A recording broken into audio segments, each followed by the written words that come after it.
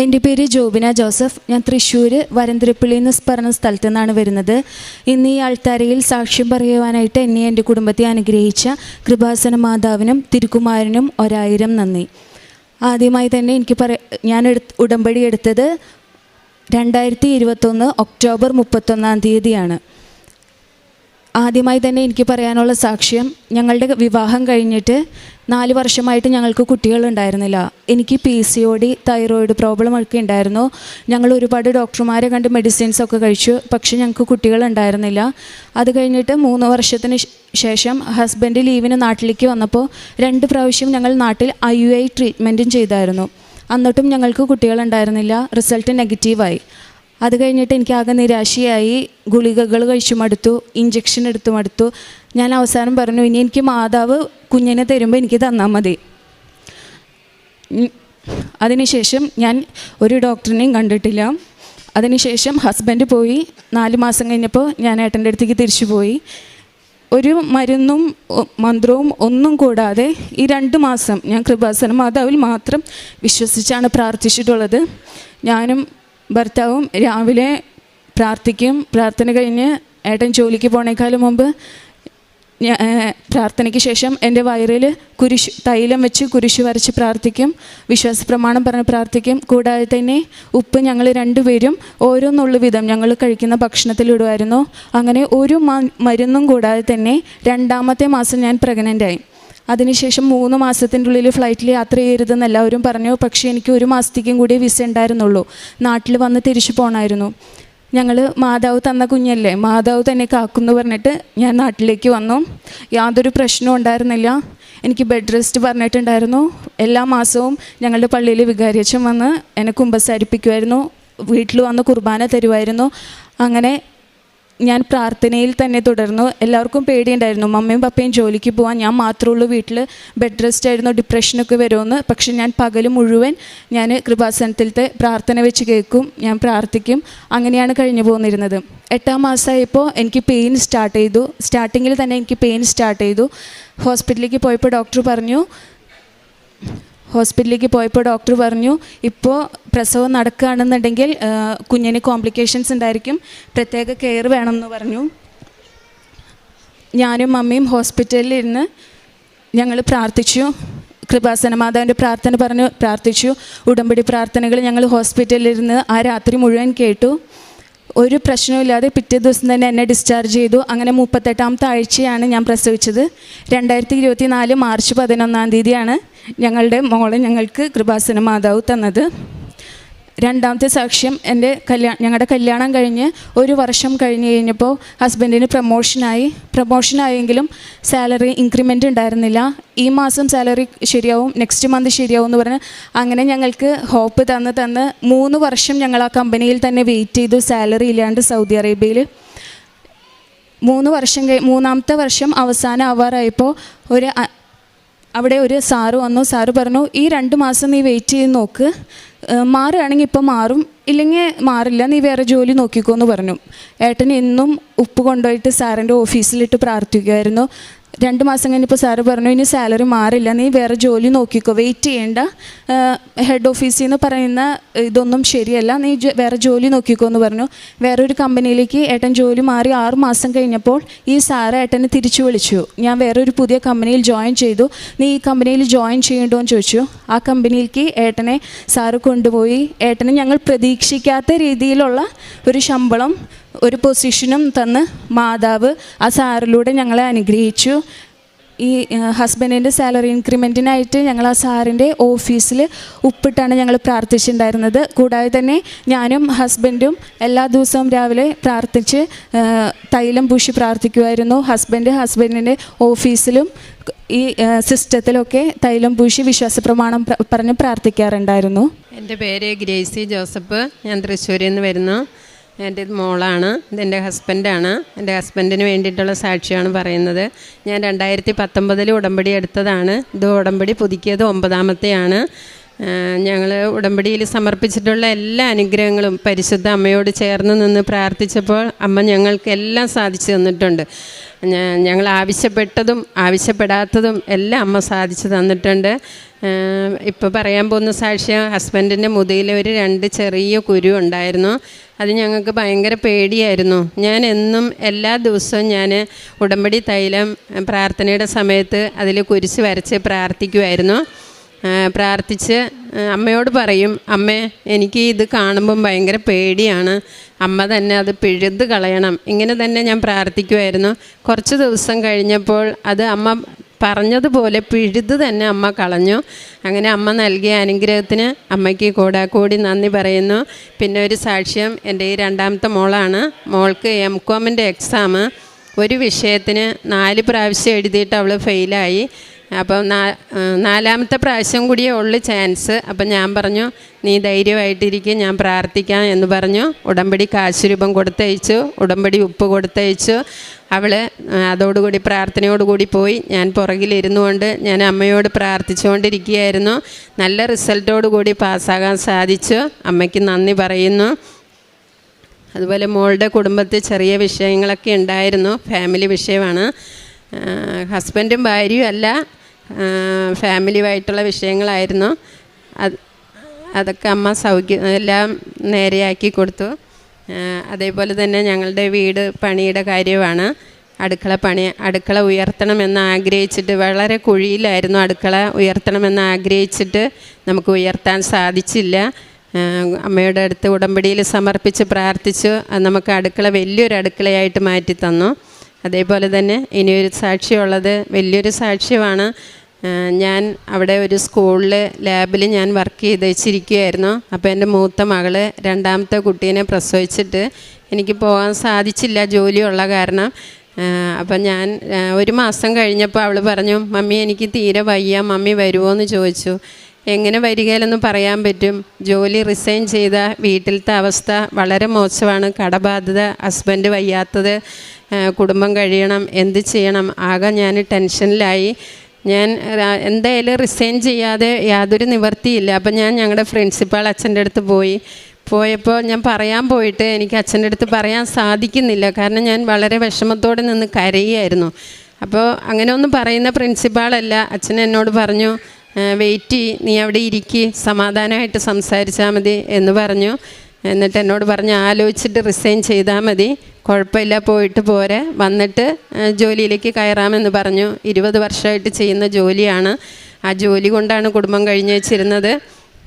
അപ്പോൾ പോയിട്ട് വന്നിട്ട് എനിക്ക് ജോലിക്ക് ഉടനെ കയറാൻ പറ്റുമോ, ഞാൻ എന്ന് തിരിച്ചു വരും എനിക്ക് അറിഞ്ഞുകൂടാ. റിസൈൻ ചെയ്ത് ഞാൻ പോയപ്പോൾ തന്നെ, ഇവിടെ നിന്ന് പോകുമ്പോൾ തന്നെ ഞാൻ ശരിക്കും ഒരു മാനസിക രോഗി പോലെയായിരുന്നു. കാരണം എനിക്ക് ഒന്നും ചിന്തിച്ച് ഒരു ഉത്തരവും ഇല്ല. ഞാനിവിടെ വന്ന് അമ്മയുടെ അടുത്ത് ഉടമ്പടിയിൽ ഞാൻ സമർപ്പിച്ചിട്ടാണ് പോയത്. അമ്മേ എനിക്ക് ഒന്നും അറിഞ്ഞുകൂടാ, എല്ലാം അമ്മ തന്നെ കണ്ടോണമെന്ന് പറഞ്ഞിട്ടാണ് ഞാൻ പോയത്. അവിടെ പോയിട്ടും എൻ്റെ അവസ്ഥ അതുതന്നെയായിരുന്നു.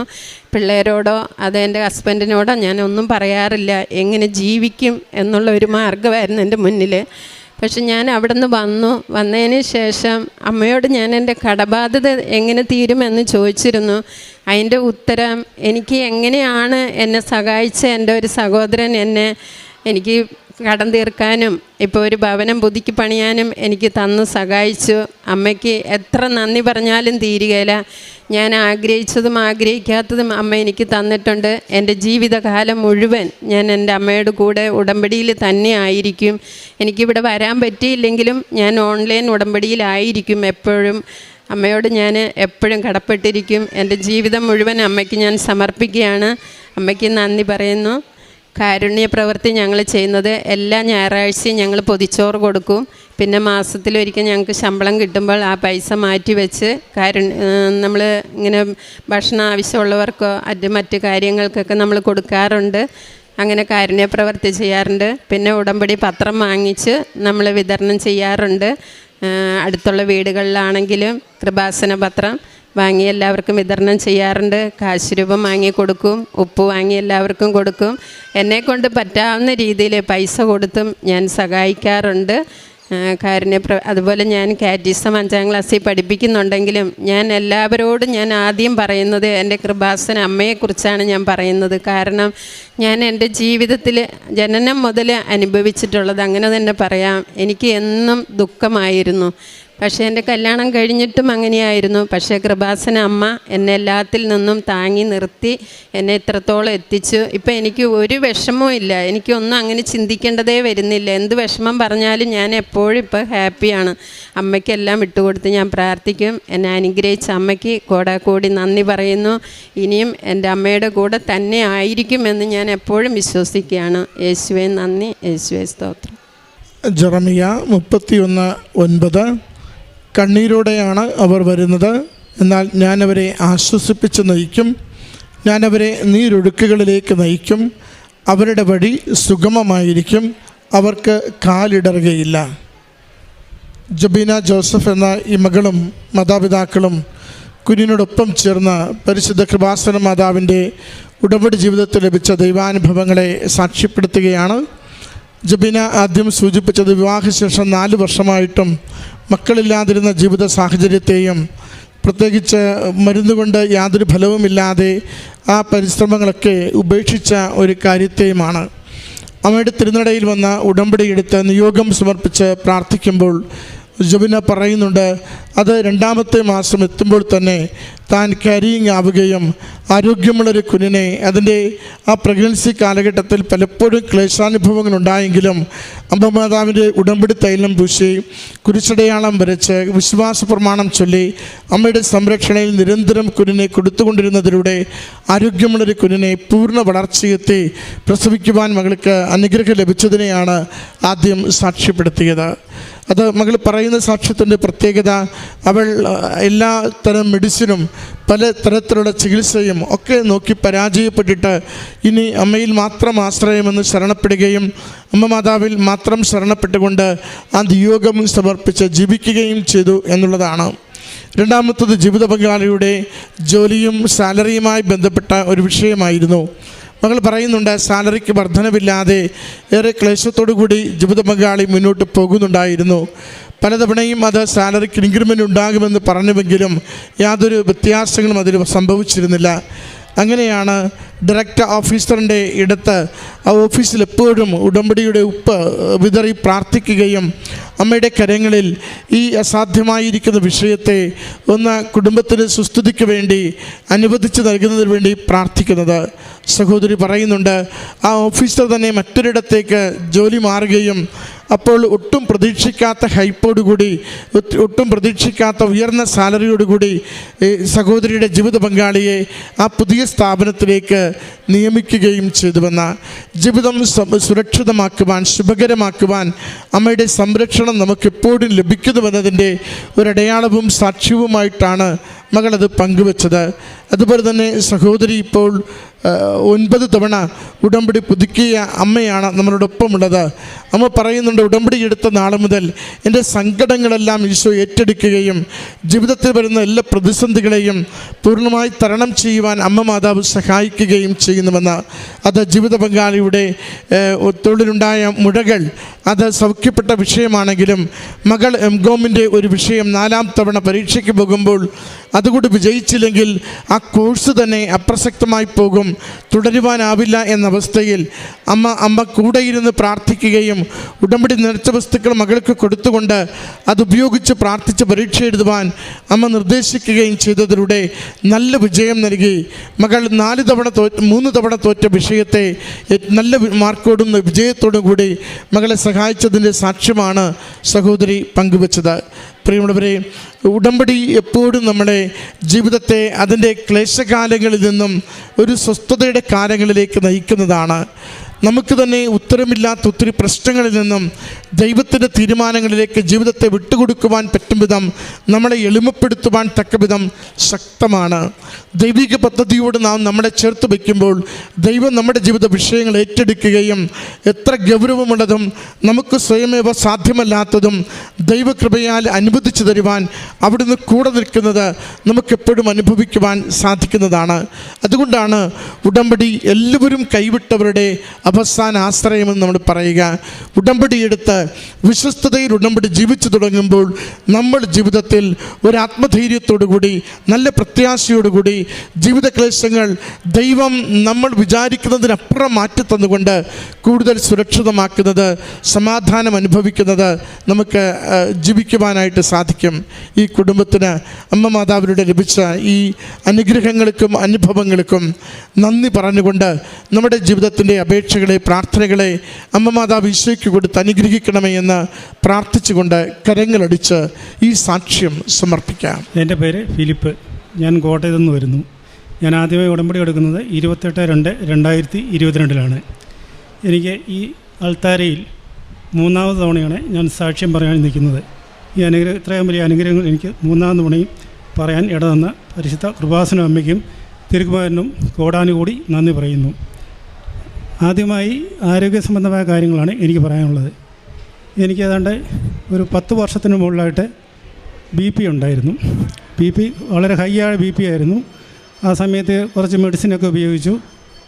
എന്നാൽ ഈ വൈകുന്നേരത്തെ സന്ധ്യാപ്രാർത്ഥനയ്ക്ക് ശേഷം ഞാൻ തുടർച്ചയായിട്ട് ഓരോ നുള്ള ഉപ്പ് എൻ്റെ വായിലിട്ട് ഉപയോഗിക്കാൻ തുടങ്ങി. ഇത് തുടർച്ചയായിട്ട് ഇങ്ങനെ ചെയ്തപ്പോൾ എൻ്റെ ഭാര്യ എന്നോട് പറഞ്ഞു, BP ഉള്ള ആളാണ് ഇതുപോലെ ഉപ്പ് ഉപയോഗിക്കുന്നതെന്ന് ചോദിച്ചു. അപ്പോൾ ഞാൻ ഭാര്യയോട് പറഞ്ഞു, BPക്കുള്ള ഉത്തമ മരുന്നാണ് ഞാൻ ഉപയോഗിക്കുന്നത്, എനിക്ക് ഈ മരുന്നിൽ പൂർണ്ണ വിശ്വാസമാണെന്ന് പറഞ്ഞു. ഒരു 80-90 ദിവസങ്ങൾക്ക് ശേഷം, കൃത്യം ഓർക്കുന്നില്ല, ഏതായാലും 90 ദിവസത്തിന് ശേഷമായപ്പോൾ BP പരിപൂർണമായി എനിക്ക് മാറിക്കിട്ടിയത് എങ്ങനെയെന്നറിയാൻ പെട്ടെന്ന് BP താന്നിട്ട് ഞാൻ 1-2 തവണ വീഴേണ്ട ഒരവസ്ഥ വന്നു. അപ്പോഴാണ് BP ചെക്ക് ചെയ്യുന്നത്.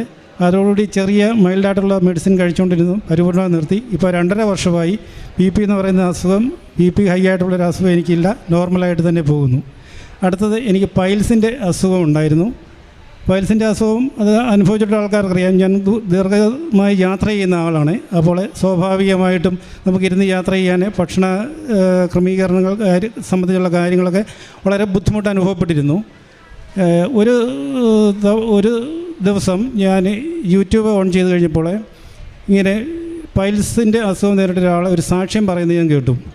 അപ്പോൾ അദ്ദേഹം പൈൽസ് ഉള്ള സ്ഥലത്തെ ഇവിടെ നിന്നുള്ള ഉടമ്പടി തൈലം അപ്ലൈ ചെയ്തു, അങ്ങനെയാണത് മാറിയെന്ന് പറഞ്ഞു. അന്ന് വൈകുന്നേരം തൊട്ട് ഞാനും ഈ ഉടമ്പടി ഈ പച്ചത്തിരി കത്തിച്ചുള്ള പ്രാർത്ഥനയ്ക്ക് ശേഷം ആ രീതിക്ക് പൈൽസുള്ള സ്ഥലത്തെ ഈ ഉടമ്പടി തൈലം അപ്ലൈ ചെയ്തു. എനിക്ക് ഏതാണ്ട് 30 ദിവസം, ഞാൻ 30-32 ദിവസം കഴിഞ്ഞപ്പം പരിപൂർണമായി ആ പൈൽസ് എന്ന അസുഖം പരിപൂർണമായി മാറി. ഇപ്പോൾ ഒരു വർഷമായിട്ട് അങ്ങനെ അസുഖമില്ല. എനിക്ക് ആവശ്യമുള്ള മുഴുവൻ BP സംബന്ധമായി ഒഴിവാക്കിയിരുന്ന മുഴുവൻ ഭക്ഷണ സാധനങ്ങൾ ഉൾപ്പെടെ സകല കാര്യങ്ങളും കഴിക്കുന്നുണ്ട്. പരിപൂർണമായ അസുഖം എന്നിൽ നിന്ന് പരിശുദ്ധ അമ്മ എടുത്തു മാറ്റി തന്നു.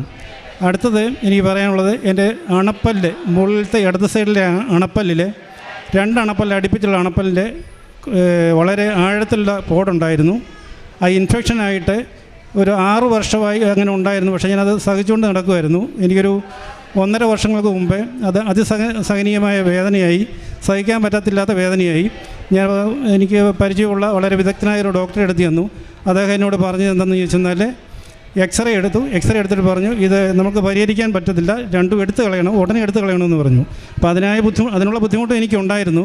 പക്ഷേ അണപ്പല്ലല്ലേ, 2 പല്ലും കൂടി എടുത്തു കഴിഞ്ഞാൽ എന്തെങ്കിലും ചവയ്ക്കുകയൊക്കെ ചെയ്യുന്നതിന് ബുദ്ധിമുട്ടായതുകൊണ്ട് ഞാനത് പയ്യെ ഒഴിവായി വേറെ അടുത്ത ഒരു പ്രഗത്ഭ ഡോക്ടറെ അടുത്തായി.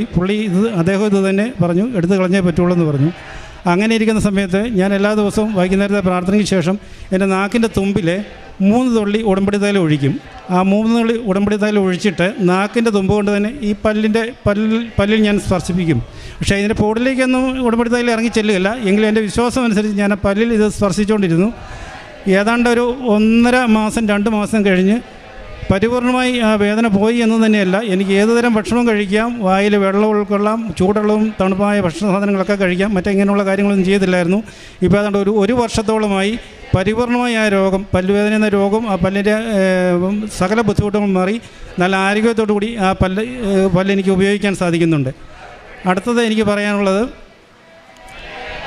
കണ്ണിൻ്റെ ചൊറിച്ചിലാണ്. എനിക്കൊരു 12 വർഷങ്ങൾക്ക് മുകളിലായി 2 കണ്ണിനും ചൊറിച്ചിലെന്ന് പറഞ്ഞാൽ സാധാരണ നിങ്ങൾ കേൾക്കുമ്പോൾ അതൊരു ചെറിയ കാര്യമായിട്ട് തോന്നും. പക്ഷേ സഹിച്ചവർക്കേ അറിയത്തുള്ളൂ. ഒരു തരത്തിലും സഹിക്കാൻ പറ്റത്തില്ല. കണ്ണ് കൈകൊണ്ട് മാന്തിയെടുത്ത് പറിച്ച് കളയാൻ തോന്നും. അത്രയ്ക്ക് ചൊറിച്ചിലാണ്. ചൊറിച്ചിൽ അനുഭവപ്പെടുന്നത് മിക്കവാറും വൈകുന്നേരം ഒരു 6:30-ക്ക് ശേഷമാണ്. ഞാൻ 6 ഫേമസ് ഹോസ്പിറ്റലുകളിൽ, കേരളത്തിലെ ഫേമസ് ഹോസ്പിറ്റലുകളിൽ ഒത്തിരി യാത്ര ചെയ്ത് തന്നെ പോയി പല ഡോക്ടേഴ്സിനും കണ്ടു. അവർ പറഞ്ഞു പിന്നെ ഡസ്റ്റിൻ്റെ അലർജിയാണ്, അത് മാറാൻ വലിയ ബുദ്ധിമുട്ടാണ്, അത് ഒഴിവാക്കാമെന്ന് പറഞ്ഞു. യാത്ര ചെയ്യുന്ന എനിക്ക് ഡസ്റ്റിൻ്റെ അലർജിയാണെന്ന് പറയുമ്പോൾ എനിക്ക് യാത്ര ഒഴിവാക്കി കാര്യങ്ങൾ നടക്കുകയില്ല.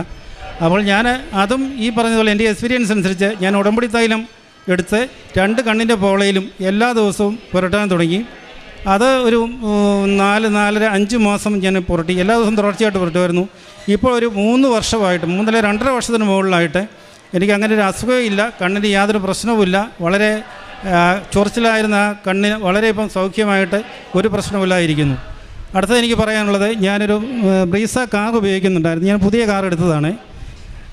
ഒരു പ്രശ്നമുള്ളത്, ആ കാർ ഞാൻ ഡ്രൈവ് ചെയ്ത് പോകുമ്പോൾ തിരക്കുള്ള സ്ഥലത്ത് ചെല്ലുമ്പം നമ്മൾ കാർ സ്ലോ ചെയ്യും, ചിലപ്പം കാർ പിന്നെ നമ്മൾ സ്റ്റാർട്ടിങ്ങിൽ ഇടുമല്ലോ, ഇടുന്ന സമയത്ത് കാർ ഓഫായി പോവും. പിന്നെ കാർ സ്റ്റാർട്ട് ചെയ്യുകയില്ല. സ്റ്റാർട്ട് ചെയ്യും ഒരു 4 മിനിറ്റ് 5 മിനിറ്റ് കഴിയുമ്പോൾ ഓട്ടോമാറ്റിക്കലി സ്റ്റാർട്ട് ചെയ്യും. അല്ലെങ്കിൽ ഗട്ടറുള്ള റോഡിലോ അതുപോലെ ട്രാഫിക്കിലോ ഒക്കെ എവിടെ നമ്മൾ വണ്ടി നിർത്തിയാലും ഈ കാറ് പിന്നെ സ്റ്റാർട്ട് ചെയ്യാൻ സമയത്ത് ഓഫായി പോവുക. അപ്പോൾ ഞാൻ കോട്ടയത്തെ ഈ മാരുതിയുടെ അവസാന ഭാഗമായ ഒരു പ്രമുഖ, ഞാൻ വാഹനം എടുത്ത ഏജൻസിയിലും അവരുടെ വർക്ക്ഷോപ്പിൽ ഇത് കൊണ്ടുവന്നു.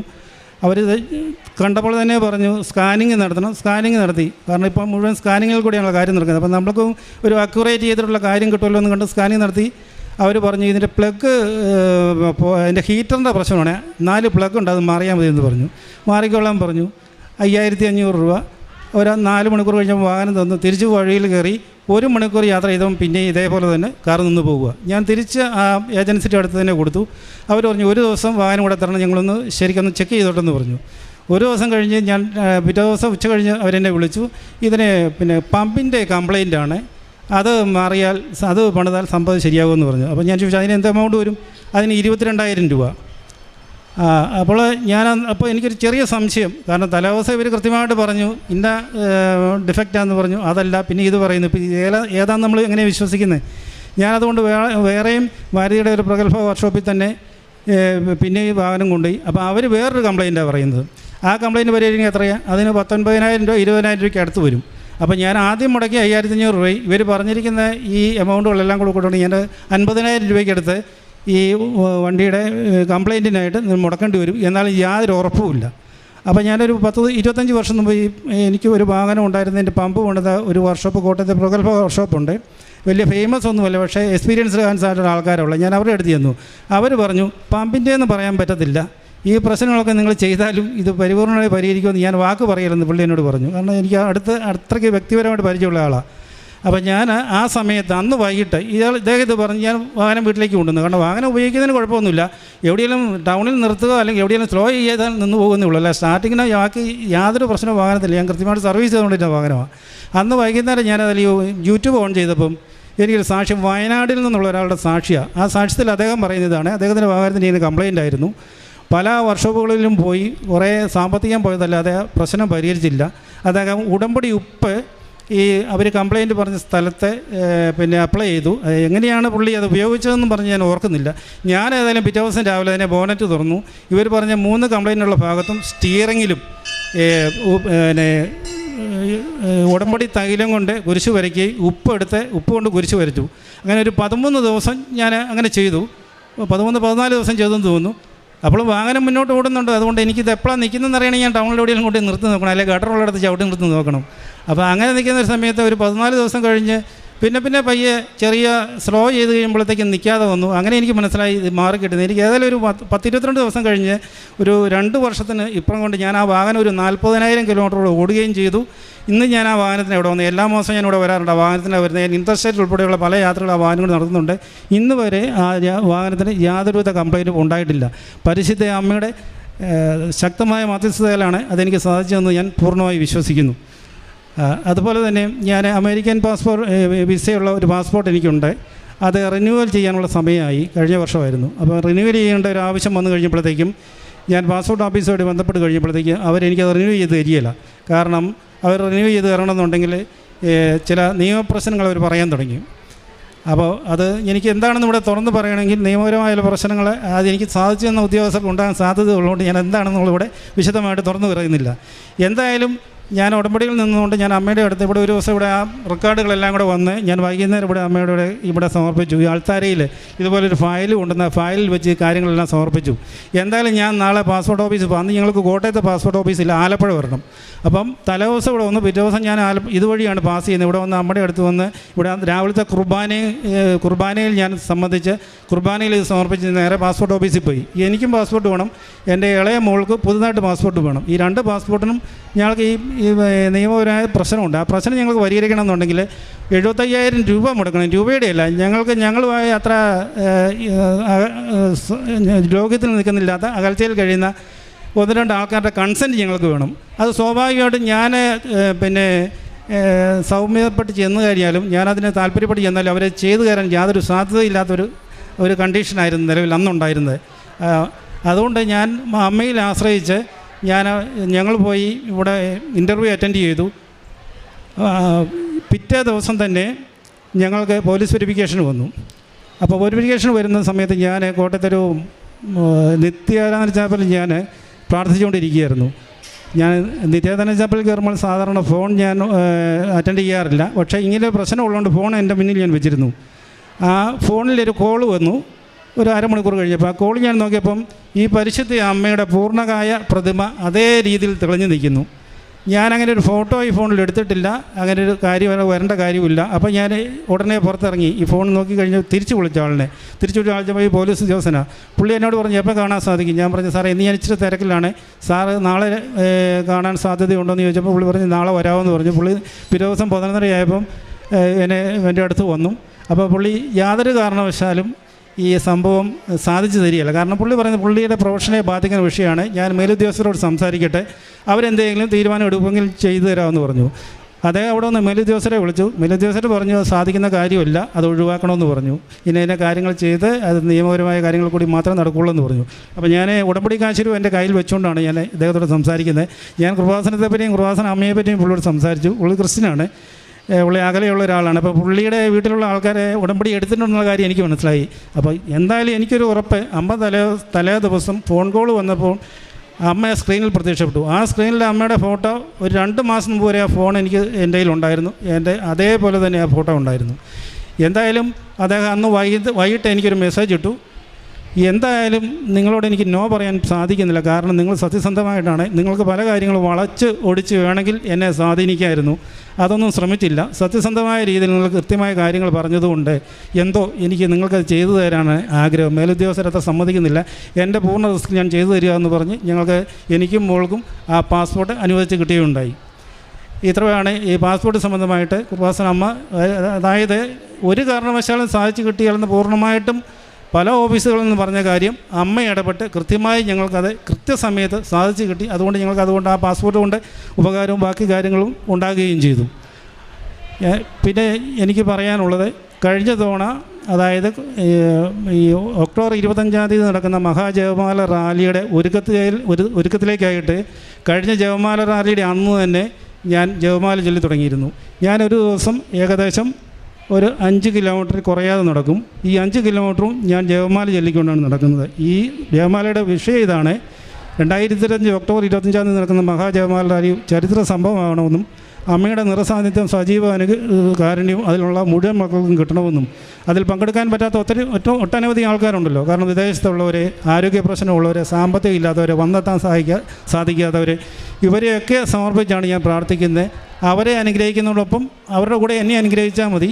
ഈ കാര്യങ്ങൾ ഭംഗിയായി വന്നെത്താൻ പറ്റാത്ത ആൾക്കാർക്കും കൂടി അനുഗ്രഹം യാചിച്ചുകൊണ്ട് ഞാൻ അടുത്ത ജപമാല റാലി അന്ന് തീരുന്ന അന്ന് വരെ തുടർച്ചയായിട്ട് നടന്നുകൊണ്ടിരിക്കും. ആഴ്ചയിലൊരു 5 ദിവസം കുറയാതെ നടക്കും. കാരണം 2 ദിവസം മറ്റു പല കാര്യങ്ങൾ ഞാൻ ഓഫ് എടുക്കാറുണ്ട്. 4-5 മണിക്കൂർ 5 മൈലും കിലോമീറ്ററുമായിട്ട് നോക്കി 5 ചിലപ്പോൾ 6 കിലോമീറ്ററൊക്കെ ഞാൻ റെഗുലറായിട്ട് ഇത് ചെയ്യുന്നുണ്ട്. അതെനിക്കൊരു വലിയ അനുഗ്രഹമായിട്ട് തോന്നി. കാരണം എൻ്റെ ഒട്ടനവധി കാര്യങ്ങൾ ഞാൻ അങ്ങോട്ട് ചെന്ന് ചോദിച്ചിട്ട് നടക്കാത്ത കാര്യങ്ങൾ ആൾക്കാർ എൻ്റെ പുറകെ ഇങ്ങോട്ട് വന്ന് നടത്തി തരും. കാരണം ഞാനിത് പറയാൻ കാര്യം, ഈ ഉടമ്പടി സാക്ഷ്യങ്ങൾ ഏതാണ്ട് ഒരു 2-2.5 വർഷങ്ങൾക്ക് മുമ്പ് തൊട്ട് എനിക്ക് കിട്ടിയതാണ്. ഞാൻ ഇതിനു മുമ്പ് 2 ഉടമ്പടി സാക്ഷ്യങ്ങൾ ഇവിടെ പറഞ്ഞിട്ടുണ്ടെങ്കിൽ പോലും ഇത് പറയാൻ എന്തോ ഞാൻ കുറച്ചുകൂടെ പെൻഡിങ് ഇങ്ങനെ വെച്ച് പോകുമായിരുന്നു. എന്താണെന്ന് എനിക്ക് മനസ്സിലാകുന്നില്ല. ഈ അടുത്ത ഇടയ്ക്ക് എന്നെ ഇവിടെ തന്നെ ഈ കൃപാസനത്തിൽ തന്നെ ഉടമ്പടി എടുത്ത് വളരെ സജീവമായിട്ട് ഇവിടെ പേക്ഷിത പ്രവർത്തനം നടത്തുന്ന ഒരാളാണ്. പുള്ളി എന്നെ ഇടയ്ക്കിടയ്ക്ക് വിളിക്കാറുണ്ട്. പുള്ളി വിളിച്ചപ്പോൾ എന്നോട് ചോദിച്ചു, കൃപാസനത്തിൽ ഉടമ്പടി സാക്ഷ്യം വല്ലതും മുടക്കം വരുത്തിയിട്ടുണ്ട്? ഞാൻ പറഞ്ഞു, ഉണ്ട് ബ്രദറെ, ചെറിയ രീതിക്കല്ല, 2-2.5 വർഷമായ ഇത്രയും സാക്ഷ്യങ്ങളെല്ലാം കിടപ്പുണ്ട്. പുള്ളി പറഞ്ഞു അത് വ്യക്തമായിട്ട് കാണിക്കുന്നുണ്ടെന്നു. കഴിഞ്ഞ ആഴ്ച അപ്പം ഞാൻ തീരുമാനിച്ചു, എന്തായാലും ഞാൻ എല്ലാ 7-ാം തീയതി ഇവിടെ വന്ന് ഒരു 7 പാക്കറ്റ് പത്രം കൊണ്ടുപോകുന്നുണ്ട്. 2004 ഡിസംബർ 7 ഉച്ചകഴിഞ്ഞ് 2:30 അമ്മയോട് പ്രത്യക്ഷപ്പെട്ടത്. അപ്പോൾ ആ കൃത്യം 2:30 സമയത്ത് ഞാനിവിടെ വന്ന് എനിക്ക് മുട്ടകളിൽ എനിക്ക് പറയാനുള്ള കാര്യങ്ങൾ മുഴുവൻ പറഞ്ഞ് അന്ന് വൈകുന്നേരത്തെ ദീപാവലിയും കഴിഞ്ഞ് ഈ അൾത്താരം അടയ്ക്കുന്ന 8:45 സമയത്താണ് ഞാൻ ഇവിടുന്ന് പോകാറുള്ളത് തുടർച്ചയായിട്ട്. അപ്പോൾ അങ്ങനെ പ്രവർത്തിക്കാൻ തുടങ്ങിക്കഴിഞ്ഞപ്പോൾ എനിക്ക് എന്തെന്നില്ലാത്ത പല അനുഭവങ്ങളും പരിശുദ്ധ അമ്മ നേരിട്ട് ഞാൻ അമ്മയെ നേരിട്ട് ഒരു തവണ കണ്ടതാണ്. ഞാൻ ഉച്ച കഴിഞ്ഞൊന്ന് ഊണ് കഴിഞ്ഞൊന്ന് മയങ്ങുന്ന സമയത്ത് അമ്മ എൻ്റെ നേരെ ഫ്രണ്ടിൽ പൊക്കത്തിൽ വന്നിങ്ങനെ ഒരു 5-8 സെക്കൻഡ് എനിക്ക് ഇതേപോലെ തന്നെ വ്യക്തമായിട്ട് നേരിട്ട് കാണാൻ സാധിക്കുന്ന ഒരു വലിയ അനുഭവം ഉണ്ടായിട്ടുണ്ട്.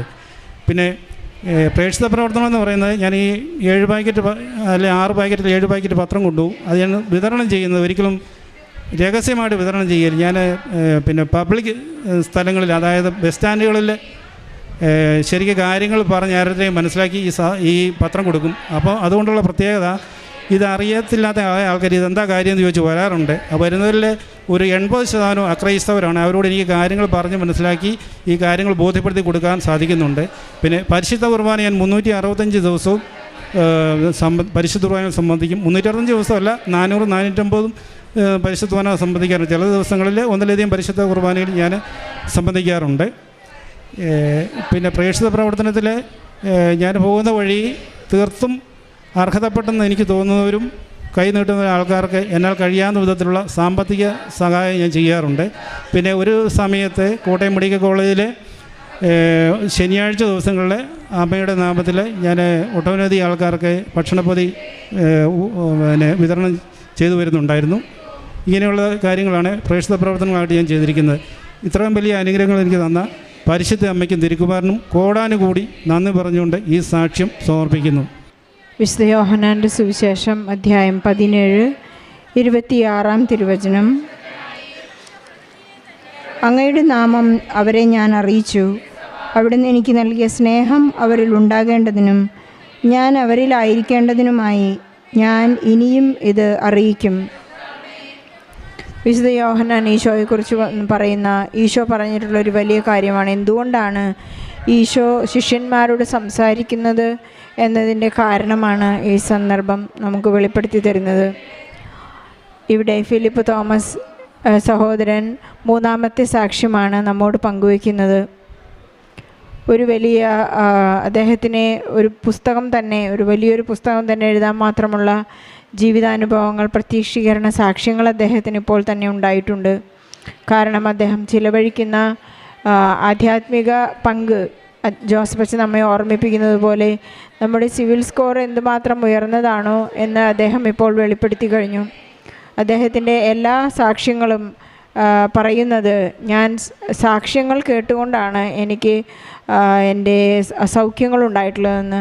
വർഷങ്ങളായിട്ടുള്ള പല വർഷങ്ങൾ 1, 2, 3, 4 വർഷങ്ങളൊക്കെ ആയിട്ടുള്ള പൈൽസിൻ്റെ അസുഖം, കണ്ണിൻ്റെ ചൊറിച്ചിൽ, പല്ലുവേദന, അണപ്പല്ലുള്ള വേദന, BP, ഇങ്ങനെയുള്ള സാധാരണമെന്ന് തോന്നുന്ന അസുഖങ്ങൾ. ഒരു വ്യക്തിക്ക് ഒരു അസുഖം, നമുക്കൊരു മുള്ളു കുത്തുമ്പോൾ ഉണ്ടാകുന്ന അസ്വസ്ഥത, അല്ലെങ്കിൽ ഒരു കൊതുക് കടിക്കുമ്പോൾ നമുക്കുണ്ടാകുന്ന അസ്വസ്ഥത, അത് ചൊറിഞ്ഞ് ഒരല്പം നേരത്തെങ്കിലും നമുക്ക് ആശ്വാസം വരുന്നത് പോലെ നമുക്കറിയാം അത് എന്തുമാത്രം ഒരല്പം അസ്വസ്ഥത നമുക്ക് എന്തുമാത്രം അസ്വസ്ഥത ഉളവാക്കുന്നുവെന്ന്.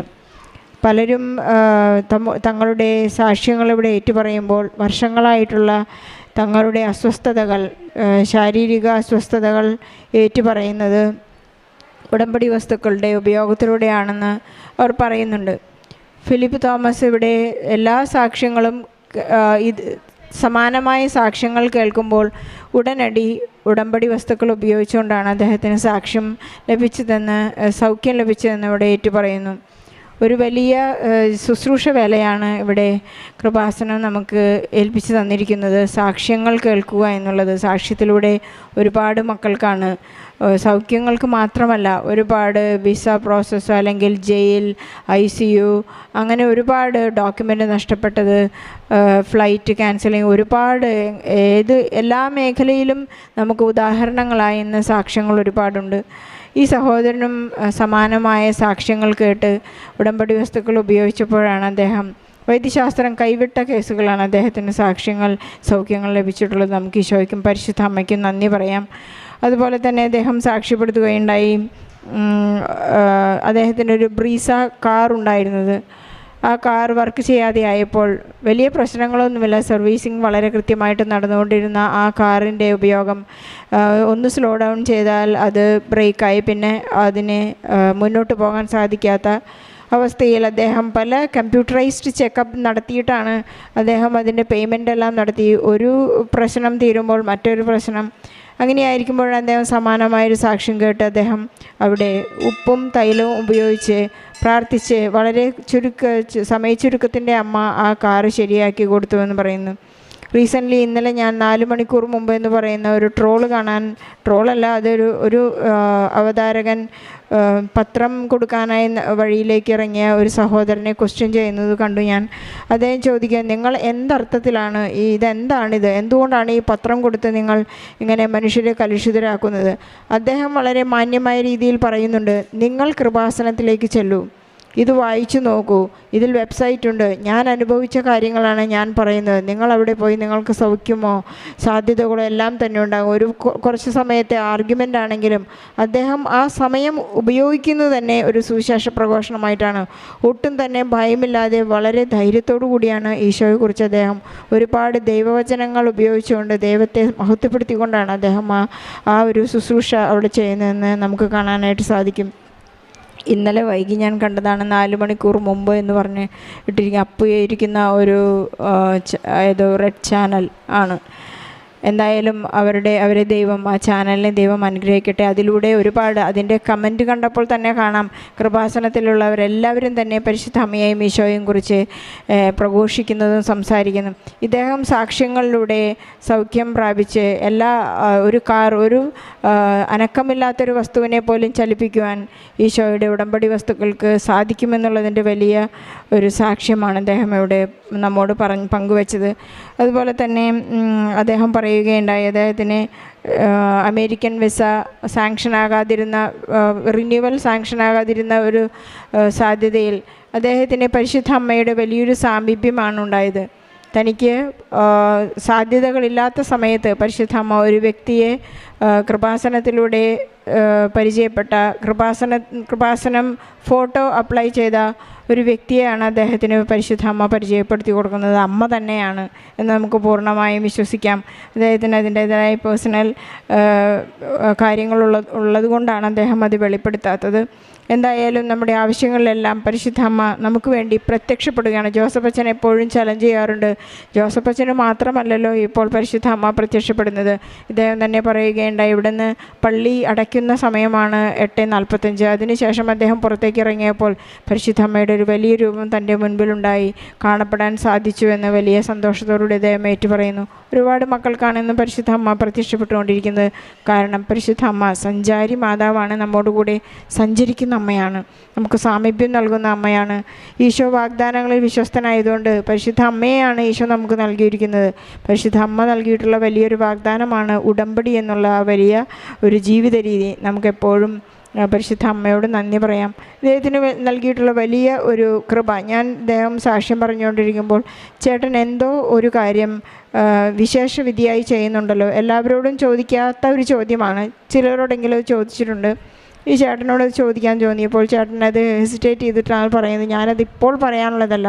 അദ്ദേഹം 6 കിലോമീറ്റർ എല്ലാ ദിവസവും നടന്ന് വരാൻ പോകുന്ന ജപമാല റാലിയുടെ സക്സസ്സിന് വേണ്ടി അദ്ദേഹം വിജയത്തിനായി അദ്ദേഹം അതിൽ പങ്കെടുക്കാൻ സാധിക്കാത്തവർക്കും, രോഗികളായി വരുന്നവർക്കും, പ്രവാസികളായിട്ടുള്ളവർക്കും, സാമ്പത്തിക ബുദ്ധിമുട്ടുകൾ അനുഭവിച്ച് ഇവിടെ വരാൻ സാധിക്കാത്തവർക്കും, ആരോഗ്യ പ്രശ്നമുള്ള ഒരുപാട് മക്കളെയാണ് അദ്ദേഹം ഒരു വർഷമായിട്ട്, കഴിഞ്ഞ വർഷം ജപമാല റാലി കഴിഞ്ഞ അന്ന് മുതൽ അദ്ദേഹം വിശേഷവിധിയായി നടത്തുന്ന ഒരു വലിയ കാര്യമാണ്. നമുക്ക് ഈശോയ്ക്കും പരിശുദ്ധ അമ്മയ്ക്കും നന്ദി പറയാം. അദ്ദേഹത്തിൻ്റെ പേഴ്സണൽ പ്രയർ ടൈം 1.5 മണിക്കൂറാണ്. നമുക്ക് ചിന്തിക്കാം നാം എത്ര മിനിറ്റ്, നമുക്ക് പറഞ്ഞിരിക്കുന്നത് ഒരു 30 മിനിറ്റാണ് കമ്പൾസറിയായി പറഞ്ഞിരിക്കുന്നത്, നിങ്ങൾ എത്ര ഡെയിലി ചെയ്യുന്നുണ്ടെങ്കിൽ. പക്ഷെ അദ്ദേഹം ഒരു 1.5 മണിക്കൂർ 3 കാതം അപ്പുറത്താണ്. ഈശോയ്ക്ക് പരിശുദ്ധ അമ്മയ്ക്ക് നന്ദി പറയാം. നമ്മുടെ സാക്ഷ്യങ്ങൾക്കായി നന്ദി പറയാം, ഉടമ്പടിക്കായി നന്ദി പറയാം. പരിശുദ്ധ അമ്മയ്ക്ക് ഈശോയ്ക്കും വലിയൊരു കൈയടി നൽകി സാക്ഷ്യം നമുക്ക് സമർപ്പിക്കാം. എൻ്റെ പേര് സുധീർ കുമാർ. ഞാൻ തിരുവനന്തപുരത്ത് നിന്നാണ് വരുന്നത്. ഇന്ന് ഈ അൽത്താരയിൽ വന്ന് എനിക്ക് ലഭിച്ച സാക്ഷ്യം, സുവിശേഷത്തിന് സാക്ഷ്യം പറയുക, ഈ ഒരു അവസരം നൽകിയ അളവറ്റ നന്മസ്വരൂപയായ മാതാവിനോട് എത്ര നന്ദി പറഞ്ഞാലും എനിക്ക് മതി വരില്ല. കാരണം അത്രത്തോളം ഞാൻ വലിയൊരു സാക്ഷ്യമാണ് പറയാൻ പോകുന്നത്. കാര്യം എൻ്റെ മൂത്ത മകനാണ് ഇത്. ദിനദേവ് എന്നാണ് പേര്. ഞാൻ 100% അന്ധനായ ഒരാളാണ്. എൻ്റെ മകനും 100% അന്ധത ബാധിച്ച ഒരാളാണ്. എനിക്ക് ഇനി ഒരു മകനും കൂടിയുണ്ട്, വസുദേവ് എന്നാണ് പേര്. ആ കുട്ടിയും 100% അന്ധത ബാധിച്ച കുട്ടിയാണ്. 9ാം ക്ലാസ്സിലാണ് വസുദേവ് പഠിക്കുന്നത്. ഈ കുട്ടി +2 കഴിഞ്ഞു. അപ്പോൾ മാതാവ് ഞങ്ങൾക്ക് നൽകിയ അനുഗ്രഹത്തെ പറ്റിയാണ് ഞാനിപ്പോൾ ഇവിടെ പറയാൻ പോകുന്നതെന്ന് പറഞ്ഞല്ലോ. അതായത് ഈ മോൻ 9ാം ക്ലാസ്സിൽ പഠിച്ചു കഴിഞ്ഞ് വെക്കേഷൻ സമയത്ത് ഞാൻ ഈ മോനോട് ചോദിച്ചു, മോനെ ഇനി ഒരു വർഷം 10ാം ക്ലാസ് കൂടെ കഴിഞ്ഞാൽ പിന്നെയുള്ള പഠനമെന്ന് പറയുന്നത് വേറൊരു രീതിയിലാണ്. അതായത് ഇപ്പോൾ എല്ലാ വിഷയങ്ങളും പഠിക്കുന്നുണ്ടല്ലോ, സാമൂഹ്യ പാഠം, ഭൂമിശാസ്ത്രം, അങ്ങനെയുള്ള എല്ലാ വിഷയങ്ങളും.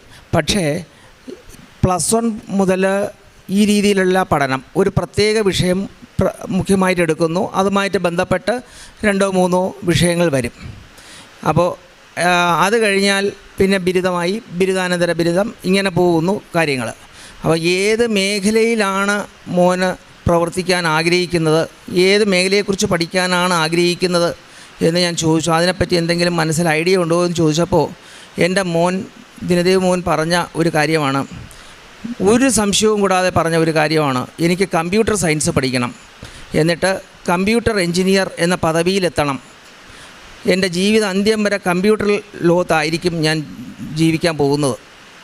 അപ്പോൾ ഞാൻ പറഞ്ഞു, ശരി മോനെ, എങ്ങനെ ഇത് സാധ്യമാകുമെന്നുള്ളത് എനിക്കറിയില്ല, എങ്കിലും ദൈവമേ സഹായിക്കണേ എന്ന് മാത്രം മനസ്സുകൊണ്ട് പറഞ്ഞ് ഞാൻ പറഞ്ഞു, മോനെ പരിശ്രമിക്കാം നമുക്ക് എന്ന് മാത്രം പറഞ്ഞു. 2023 10ാം ക്ലാസ് പാസ്സായി. എല്ലാ വിഷയങ്ങൾക്കും A+ഓടുകൂടി തന്നെ വിജയിച്ചു കഴിഞ്ഞപ്പോൾ മോൻ്റെ ആഗ്രഹപ്രകാരം +1 +2 കമ്പ്യൂട്ടർ സയൻസ് തന്നെ മുഖ്യ വിഷയമായിട്ട് പഠിക്കാൻ തുടങ്ങി.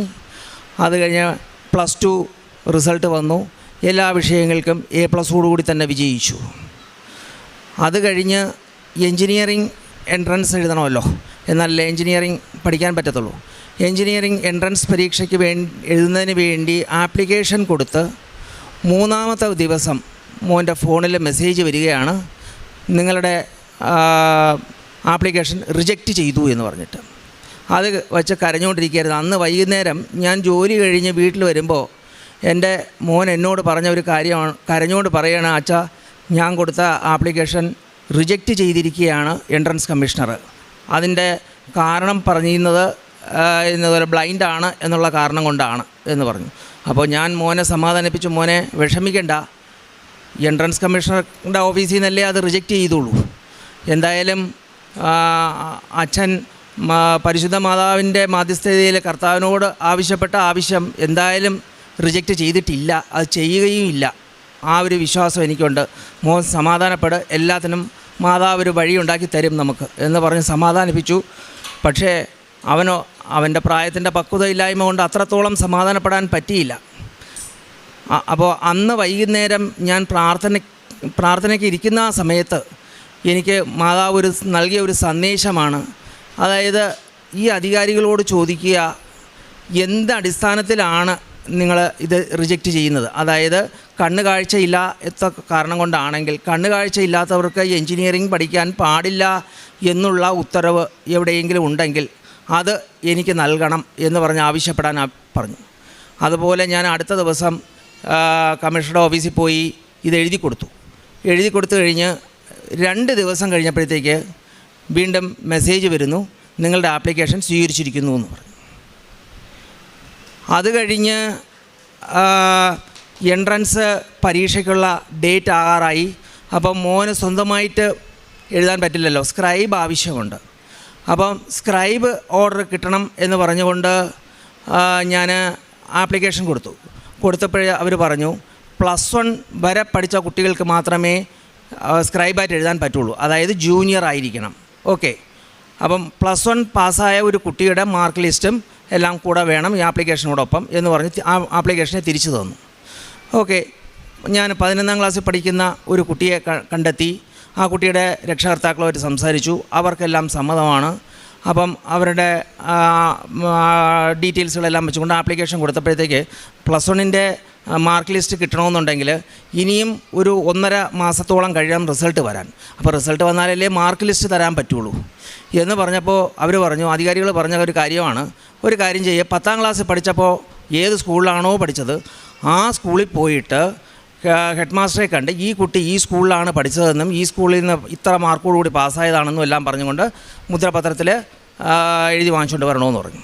ശരിയെന്ന് പറഞ്ഞ് ആ കുട്ടിയും കുട്ടിയുടെ രക്ഷകർത്താക്കളെയും എൻ്റെ ഈ മോനെയും കൂട്ടി ഞാൻ ആ സ്കൂളിൽ പോവുകയാണ്. അന്ന് അവിടെ ഹെഡ് മിസ്സസ് ആയിരുന്നു.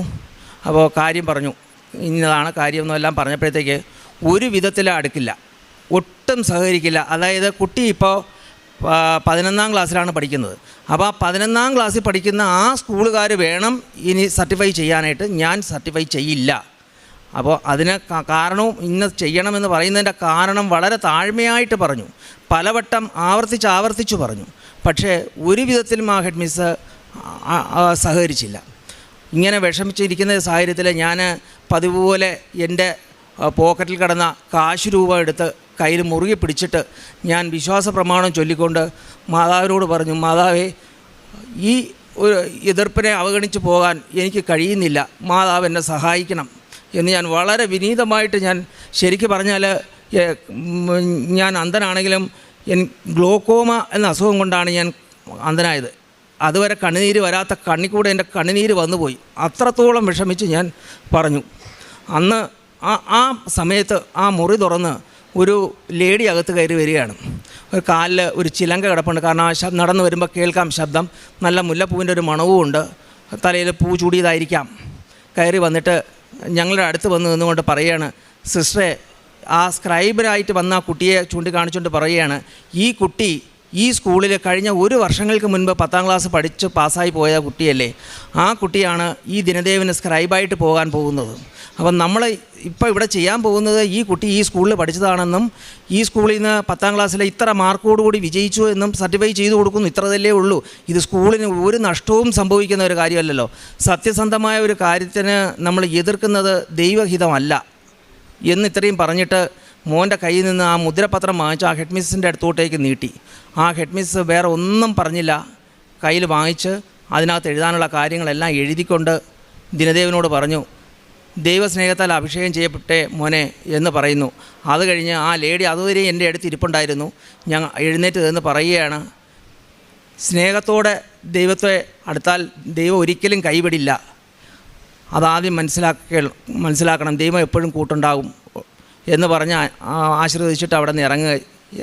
ആ സമയത്ത് ഞാനും ദിനദേവ് മോനും എൻ്റെ കൂടെ വന്ന ആ സ്ക്രൈബ് എഴുതാൻ വന്ന കുട്ടിയും കുട്ടിയുടെ രക്ഷകർത്താക്കളും എല്ലാം ഹെഡ് മിസ്സിന് നന്ദി പറഞ്ഞിട്ട് പുറത്തിറങ്ങി എന്നോട് പറഞ്ഞു, ആ മാഡം ഈ സ്കൂളിൽ ആരാണെന്ന് അറിഞ്ഞൂടല്ലോ, ഒന്ന് നമുക്ക് കണ്ടുപിടിച്ച് നന്ദി പറയണം, കാരണം ആ മാഡം കയറി വന്നതുകൊണ്ടാണ് അല്ലോ നമുക്ക് ഇത്രയും സാധിച്ചതെന്ന് പറഞ്ഞ് അവിടെ എല്ലാം പരിസരത്തെല്ലാം നോക്കുകയാണ്.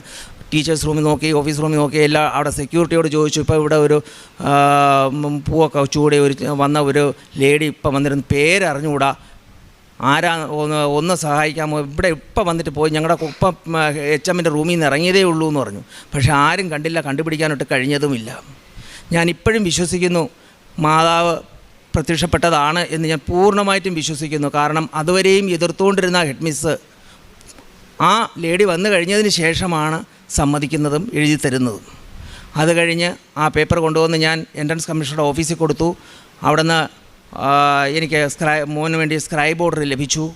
സ്ക്രൈബ് ഓർഡർ ലഭിച്ച് പരീക്ഷ എഴുതി 5945 റാങ്ക് ലിസ്റ്റിൽ വന്നു. മെറിറ്റ് ലിസ്റ്റ് അനുസരിച്ച് തന്നെ എൻജിനീയറിങ്ങിന് കിട്ടി. അത് മെറിറ്റ് ലിസ്റ്റിൽ തന്നെ കിട്ടി. മോൻ ആഗ്രഹിച്ചത് AML കമ്പ്യൂട്ടർ സയൻസിലെ ആ വിഭാഗത്തിനാണ് ആഗ്രഹിച്ചത്. അത് പഠിക്കാനുള്ളൊരു ഭാഗ്യവും ലഭിച്ചു. പക്ഷേ എന്ത് സംഭവിച്ചതെന്ന് വെച്ച് കഴിഞ്ഞാൽ അവിടെയാണ് വീണ്ടും മാതാവ് എന്നെ സഹായിച്ചു എന്ന് എനിക്ക് എടുത്തു പറയാൻ പറ്റുന്നത്. അതായത് അഡ്മിഷന് വേണ്ടി റാങ്ക് ലിസ്റ്റിൽ വന്നിട്ട് പോലും അധികാരികൾ പറഞ്ഞു ഇത് തരാൻ അഡ്മിഷന് സാധ്യമല്ല എന്ന് പറഞ്ഞു. അതെന്താ കാരണമെന്ന് ചോദിച്ചപ്പോഴത്തേക്ക് അവർ എന്നോട് ഓരോ ദിവസവും തർക്കം പറയുമായിരുന്നു. അതായത് കാഴ്ചയില്ലാത്ത കുട്ടിക്ക് പഠിക്കാനാകില്ല, അതിനുള്ള ഓർഡറില്ല, 40% വൈകല്യമുള്ളവർക്ക് മാത്രമേ സാങ്കേതിക വിദ്യാഭ്യാസത്തിന് സർക്കാർ അനുവദിച്ചിട്ടുള്ളൂ. ഇങ്ങനെ ഓരോ ദിവസവും തടസ്സം പറയുമായിരുന്നു. ഓരോ ദിവസം വൈകുന്നേരം പ്രാർത്ഥിക്കുമ്പോഴും മാതാവ് എന്നെ സമാധാനപ്പെടുത്തുന്നതായിരുന്നു. ആ വാക്കുകളെല്ലാം ഞാൻ ഓർക്കുകയാണ്, ഇപ്പോഴും ഞാൻ ഓർക്കുന്നുണ്ട്. ഓരോ ദിവസവും പ്രാർത്ഥിക്കുമ്പോഴും എന്നോട് എനിക്കൊരു സന്ദേശം പോലെ മനസ്സിൽ പറയുമായിരുന്നു, നീ ഭയപ്പെടണ്ട, നിനക്കൊപ്പം ദൈവമുണ്ട് കൂടെ. അത് എപ്പോഴും പറയുന്ന ഒരു വാക്കായിരുന്നു. എനിക്കിപ്പോഴും ഞാനത് ഓർക്കുകയാണ്. അത് കഴിഞ്ഞ് ഒരു ദിവസം മോൻ്റെ ഫോണിൽ മെസ്സേജ് വരികയാണ്, ഫസ്റ്റ് അലോട്ട്മെൻറ്റ് വന്നു, കൊട്ടാരക്കര എഞ്ചിനീയറിംഗ് കോളേജിലാണ്. അപ്പോൾ ഇത്രയും ദൂരം പോയി പഠിക്കാനുള്ള ഒരു ബുദ്ധിമുട്ട് വന്നപ്പോൾ സെക്കൻഡ് അലോട്ട്മെൻറ്റിന് വേണ്ടി വെയിറ്റ് ചെയ്തു. ആറ്റിങ്ങൽ എഞ്ചിനീയറിംഗ് കോളേജിൽ അഡ്മിഷൻ സെക്കൻഡ് അലോട്ട്മെൻറ്റിൽ കിട്ടി. അവിടെ ചെല്ലുമ്പോഴത്തേക്കും ശരി, ഫീസ് അടയ്ക്കാൻ പറഞ്ഞു. ഫീസ് ഒരു വർഷത്തെ ഫീസ് 42,000 രൂപ അതടച്ചു. PTA ഫണ്ട് അതടച്ചു. യൂണിഫോം പൈസ അടച്ചു. എല്ലാം കഴിഞ്ഞ് തിരിച്ചു പോന്നു കഴിഞ്ഞ് വൈകുന്നേരം ആയപ്പോഴത്തേക്ക് അടുത്ത മെസ്സേജ് വരുന്നു, നിങ്ങളുടെ അഡ്മിഷനെ ഞങ്ങൾ നിരസിച്ചിരിക്കുന്നു എന്ന് പറഞ്ഞിട്ട്. അതിന് കാരണം എന്താ ചോദിച്ചപ്പോഴത്തേക്ക് കാരണം ഞാൻ ഫോണിൽ വിളിച്ച് ചോദിച്ചപ്പോൾ എന്നോട് പറഞ്ഞത് നിങ്ങൾ എൻട്രൻസ് കമ്മീഷണറുടെ ഓഫീസിൽ ചെന്ന് അന്വേഷിക്കുക. അത്രമാത്രം പറഞ്ഞ് പ്രിൻസിപ്പൾ അവിടെ നിന്ന് ഒഴിഞ്ഞു മാറി. ഞാൻ വീണ്ടും എൻട്രൻസ് കമ്മീഷണറുടെ ഓഫീസിൽ ചെന്നപ്പോഴത്തേക്ക് പറയുന്നത് ടെക്നിക്കൽ കമ്മിറ്റി തീരുമാനിച്ചിരിക്കുകയാണ് ഈ കുട്ടിക്ക് പഠിക്കാൻ അനുവാദം കൊടുക്കണ്ട എന്ന്. കാരണം സ്ക്രീൻ കാണാൻ പറ്റില്ല എന്നതാണ് അവർ പറയുന്ന കാരണം. അപ്പോൾ ഇന്നത്തെ ആധുനിക സംവിധാനങ്ങളനുസരിച്ച് കമ്പ്യൂട്ടർ സയൻസ് പഠിക്കുന്ന ഒരു കുട്ടിക്ക് സ്ക്രീൻ നോക്കാൻ പറ്റും, കമ്പ്യൂട്ടറിൽ മറ്റുള്ളവർ ചെയ്യുന്നത് പോലെ എല്ലാം ചെയ്യാൻ കഴിയും എന്ന് പലവട്ടം ആവർത്തിച്ച് ഞാൻ പറഞ്ഞിട്ടും അവരത് കൂട്ടായില്ല. അവസാനം ഞാൻ ഒരു തീരുമാനമെടുത്തു കോടതിയിൽ തന്നെ പോകാനായിട്ട്. കോടതിയിൽ ചെന്നപ്പോഴത്തേക്കും എന്നോട് ഞാൻ കേസ് ഫയൽ ചെയ്യാൻ നേരത്തെ അഡ്വക്കേറ്റും അപ്പോഴെന്നോട് പറയുമായിരുന്നു, നിങ്ങൾ എൻ്റെ അടുത്ത് വന്നു, എൻ്റെ ജോലി ഇത് സബ്മിറ്റ് ചെയ്യുക എന്നുള്ളതാണ്, ഞാൻ സബ്മിറ്റ് ചെയ്യാം, പക്ഷേ എനിക്കിത് വലിയ പ്രതീക്ഷയില്ല. കാരണം കോടതി ടെക്നിക്കൽ കമ്മിറ്റിയുടെ തീരുമാനത്തിനെ ശരിവയ്ക്കാനാണ് സാധ്യത കൂടുതൽ, വിജയ സാധ്യത വളരെ കുറവാണ് എന്ന് പറയുന്നു. അപ്പോഴും ഞാൻ മാതാവിനോട് പ്രാർത്ഥിക്കുകയാണ്, മാതാവേ എനിക്ക് മാതാവല്ലാതെ വേറെ ആരുമില്ല എന്നെ സഹായിക്കാനായിട്ട്, എനിക്കിനി ഒരു സ്ഥലവും ഇല്ല പോയി സഹായം ചോദിക്കാൻ, മാതാവ് മാത്രമേ ഉള്ളൂ. ഞാൻ മാതാവിൽ പൂർണ്ണമായി വിശ്വാസം അർപ്പിച്ച് ഞാൻ പ്രാർത്ഥിക്കുകയാണ്, എന്നെ സഹായിക്കണം എന്ന് പറയുകയാണ്. ഇത് സബ്മിറ്റ് ചെയ്ത ആ നിമിഷം മുതൽ ഞാൻ ഏകദേശം എനിക്ക് അളവറ്റ പ്രാവശ്യം വിശ്വാസ പ്രമാണം ചൊല്ലി ഞാൻ ഇരിക്കുകയാണ്. ഒടുവിൽ ഉത്തരവ് വരികയാണ്, കോടതി ഉള്ള ഉത്തരവ്. അവരുടെ തീരുമാനങ്ങളെയെല്ലാം നിഷേധിച്ചുകൊണ്ട് കോടതി തീരുമാനമെടുത്തു, ഈ കുട്ടിക്ക് ഇന്നത്തെ ആധുനിക സംവിധാനങ്ങൾ അനുസരിച്ച് ഈ ബ്ലൈൻഡ് ആണെങ്കിൽ പോലും കമ്പ്യൂട്ടർ സയൻസ് പഠിക്കാൻ യോഗ്യനാണ്.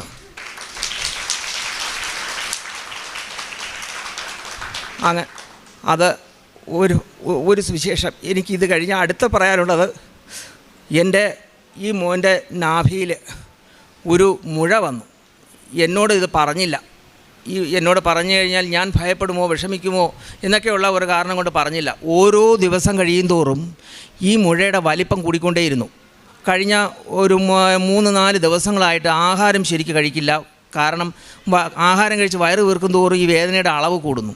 4ാമത്തെ ദിവസം തീരെ നിവൃത്തിയില്ലാതെ വന്ന സാഹചര്യത്തിൽ എന്നോട് പറയുകയാണ്, അച്ഛാ ഇങ്ങനെ ഒരു വിഷയമുണ്ട്, നാഭിയിലൊരു മുഴ പോലെ വരുന്നു, ഓരോ ദിവസവും നല്ല വേദന കൂടുന്നു എന്ന് പറയുകയാണ്. ശരിക്കും പറഞ്ഞാൽ എൻ്റെ ഭാര്യയ്ക്ക് അല്പം പോലും വിശ്വാസമില്ല, മാതാവിലോ കർത്താവിലോ ഒന്നും, ഈ കാര്യങ്ങളിലൊന്നും തന്നെ വിശ്വാസമില്ലാത്ത ഒരാളാണ്. ഞാൻ എന്നോട് പറഞ്ഞു ഇത് ഉടനെ തന്നെ ആശുപത്രിയിൽ കൊണ്ടുപോയി കാണിക്കണം. എന്നോട് ഈ വിഷയം പറയുമ്പോൾ ഒരു ദിവസം വൈകുന്നേരം 7 മണി സമയത്താണ് പറയുന്നത്.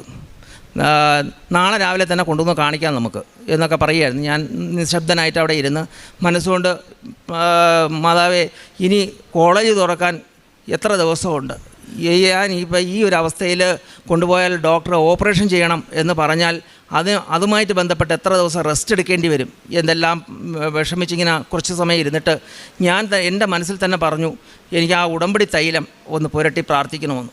ഞാൻ വിശ്വാസ പ്രമാണം 3 പ്രാവശ്യം ചൊല്ലി ആ ഉടമ്പടി തൈലം കൊണ്ടുവന്ന് മോൻ്റെ നാഭിയിൽ തേച്ചു. അത് കഴിഞ്ഞ് കുറച്ച് കഴിഞ്ഞപ്പോൾ ഇത് എൻ്റെ ഭാര്യ കണ്ടുകൊണ്ട് പറയുമായിരുന്നു, ഈ കപട നാടകമൊന്നും എനിക്ക് കാണണ്ട, എനിക്ക് വിശ്വാസമില്ലാത്ത കാര്യമാണ്, നാളെ രാവിലെ തന്നെ ആശുപത്രിയിൽ കൊണ്ടുപോയി കാണിച്ചേക്കണം കേട്ടോ എന്ന് ദേഷ്യത്തിൽ ഇങ്ങനെ പറയുമായിരുന്നു. ഞാൻ അവിടെ നിന്ന് പതുക്കെ ഒഴിഞ്ഞു മാറിപ്പോയി. കുറച്ച് കഴിഞ്ഞ് ഉറങ്ങാൻ കിടക്കുന്നതിന് മുമ്പ് വീണ്ടും ഒരിക്കൽ കൂടി വിശ്വാസ പ്രമാണം പറഞ്ഞ് ഞാൻ ആ ഉടമ്പടി തൈലം കൊണ്ടുവന്ന് നാഭിയിൽ തേക്കുകയാണ്. തേച്ചിട്ട് ഞാനും പോയി ചെന്ന് കിടന്നു. രാവിലെ എഴുതിച്ച് പ്രാർത്ഥിച്ചപ്പോഴും മനസ്സുരുകി പ്രാർത്ഥിച്ചു, എനിക്ക് കർത്താവേ എന്നെ സഹായിക്കണമല്ലാതെ വേറെ ആരുമില്ല എന്നെ സഹായിക്കാൻ. അപ്പോഴും എൻ്റെ മനസ്സിനകത്ത് തോന്നുന്ന ഒരു കാര്യമാണ്, ഭയപ്പെടേണ്ട, നിനക്ക് ഞാൻ ഉണ്ട് കൂടെ എന്ന ആ വചനം തന്നെ ആവർത്തിച്ച് എൻ്റെ മനസ്സിൽ വന്നുകൊണ്ടേയിരിക്കുകയാണ്. അത് കഴിഞ്ഞ് ഈ പ്രാർത്ഥനയെല്ലാം കഴിഞ്ഞ് ഞാൻ എഴുന്നേറ്റ് പോയി.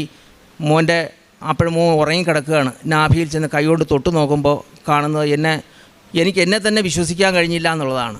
ആ മുഴ അവിടെ കാണുന്നില്ല, നിശേഷം ശൂന്യമായി പോയി. ഞാൻ എൻ്റെ ഭാര്യയോട് ഞാൻ ചോദിച്ചു, ആശുപത്രിയിൽ കൊണ്ടുപോകണമെന്ന് പറഞ്ഞല്ലോ, കൊണ്ടുപോകാം, പോയി എന്താണ് ഡോക്ടറോട് ഞാൻ പറയാനുള്ളത്? കാരണം മുഴയില്ലല്ലോ അവിടെ. അപ്പോൾ എനിക്ക് ഒരു പ്രാർത്ഥന കൂടിയുണ്ട്. എൻ്റെ ജീവിത പങ്കാളിയായ എൻ്റെ ഭാര്യ ഈ ഒരു കാര്യത്തിൽ വിശ്വാസം വരണം. അത് ഞാൻ വളരെയധികം ആഗ്രഹിച്ച് പ്രാർത്ഥിക്കുന്ന ഒരു കാര്യമാണിന്ന്. ഞാൻ ഉടമ്പടി എടുക്കുന്നത് കഴിഞ്ഞ ഡിസംബർ, അത് 2024 ഡിസംബർ മാസം 6-ാം തീയതിയാണ് എടുത്തത്. അതിനുശേഷം 2 പ്രാവശ്യം ഉടമ്പടി പുതുക്കിയിട്ടുണ്ട്. ഇനി കാരുണ്യ പ്രവർത്തനങ്ങളും ഒക്കെ ചെയ്യുന്നതിന് വേണ്ടിയുള്ള എനിക്ക് വളരെ താല്പര്യമുള്ളതാണ്, പ്രേക്ഷിത പ്രവർത്തനങ്ങൾ ചെയ്യാനും ഒക്കെ. പക്ഷേ എനിക്ക് ഒറ്റയ്ക്ക് പോയി പത്രം വിതരണം ചെയ്യാൻ കഴിയുന്നില്ല. അതുപോലെ തന്നെ ഓരോരുത്തരും കണ്ട് കാരുണ്യ പ്രവർത്തനങ്ങൾ ചെയ്യാൻ പറ്റുന്നില്ല.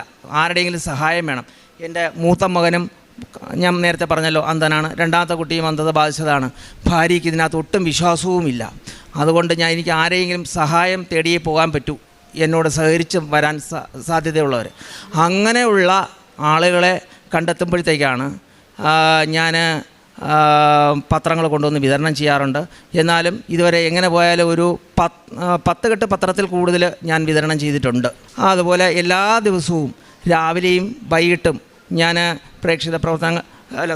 പ്രത്യക്ഷീകരണ പ്രാർത്ഥന ചൊല്ലും. വിശ്വാസ പ്രമാണവും 33 പ്രാവശ്യം വീതം നിത്യവും പറയാറുണ്ട്. 33 പ്രാവശ്യം ഞാൻ വിശ്വാസ പ്രമാണം പറയും.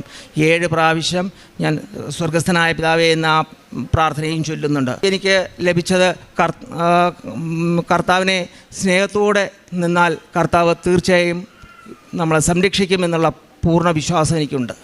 എനിക്ക് ഇത്രയും ഈ അൽത്താരയിൽ വന്ന് സാക്ഷ്യം പറയാൻ ഇടയാക്കിയ മാതാവിനോട് ഞാൻ എത്ര നന്ദി പറഞ്ഞാലും മതി വരുന്നില്ല. എൻ്റെ ജീവിത അന്ത്യം വരെയും ഞാൻ എവിടെയെല്ലാം ഈ സാക്ഷ്യം പറയാൻ പറ്റുമോ അവിടെയെല്ലാം ഞാൻ തീർത്തും പറയും. മാതാവിനും കർത്താവായ എൻ്റെ യേശു ക്രിസ്തുവിനും അളവറ്റ നന്ദി പറയുകയാണ്. കാരണം എത്ര നന്ദി പറഞ്ഞാലും എനിക്ക് മതി വരില്ല. ഹെബ്രായർ 12:1 നമുക്ക് ചുറ്റും സാക്ഷികളുടെ വലിയ സമൂഹമുള്ളതിനാൽ നമ്മെ വിഷമിപ്പിക്കുന്ന ഭാരവും പാപവും നമുക്ക് നീക്കിക്കളയാം.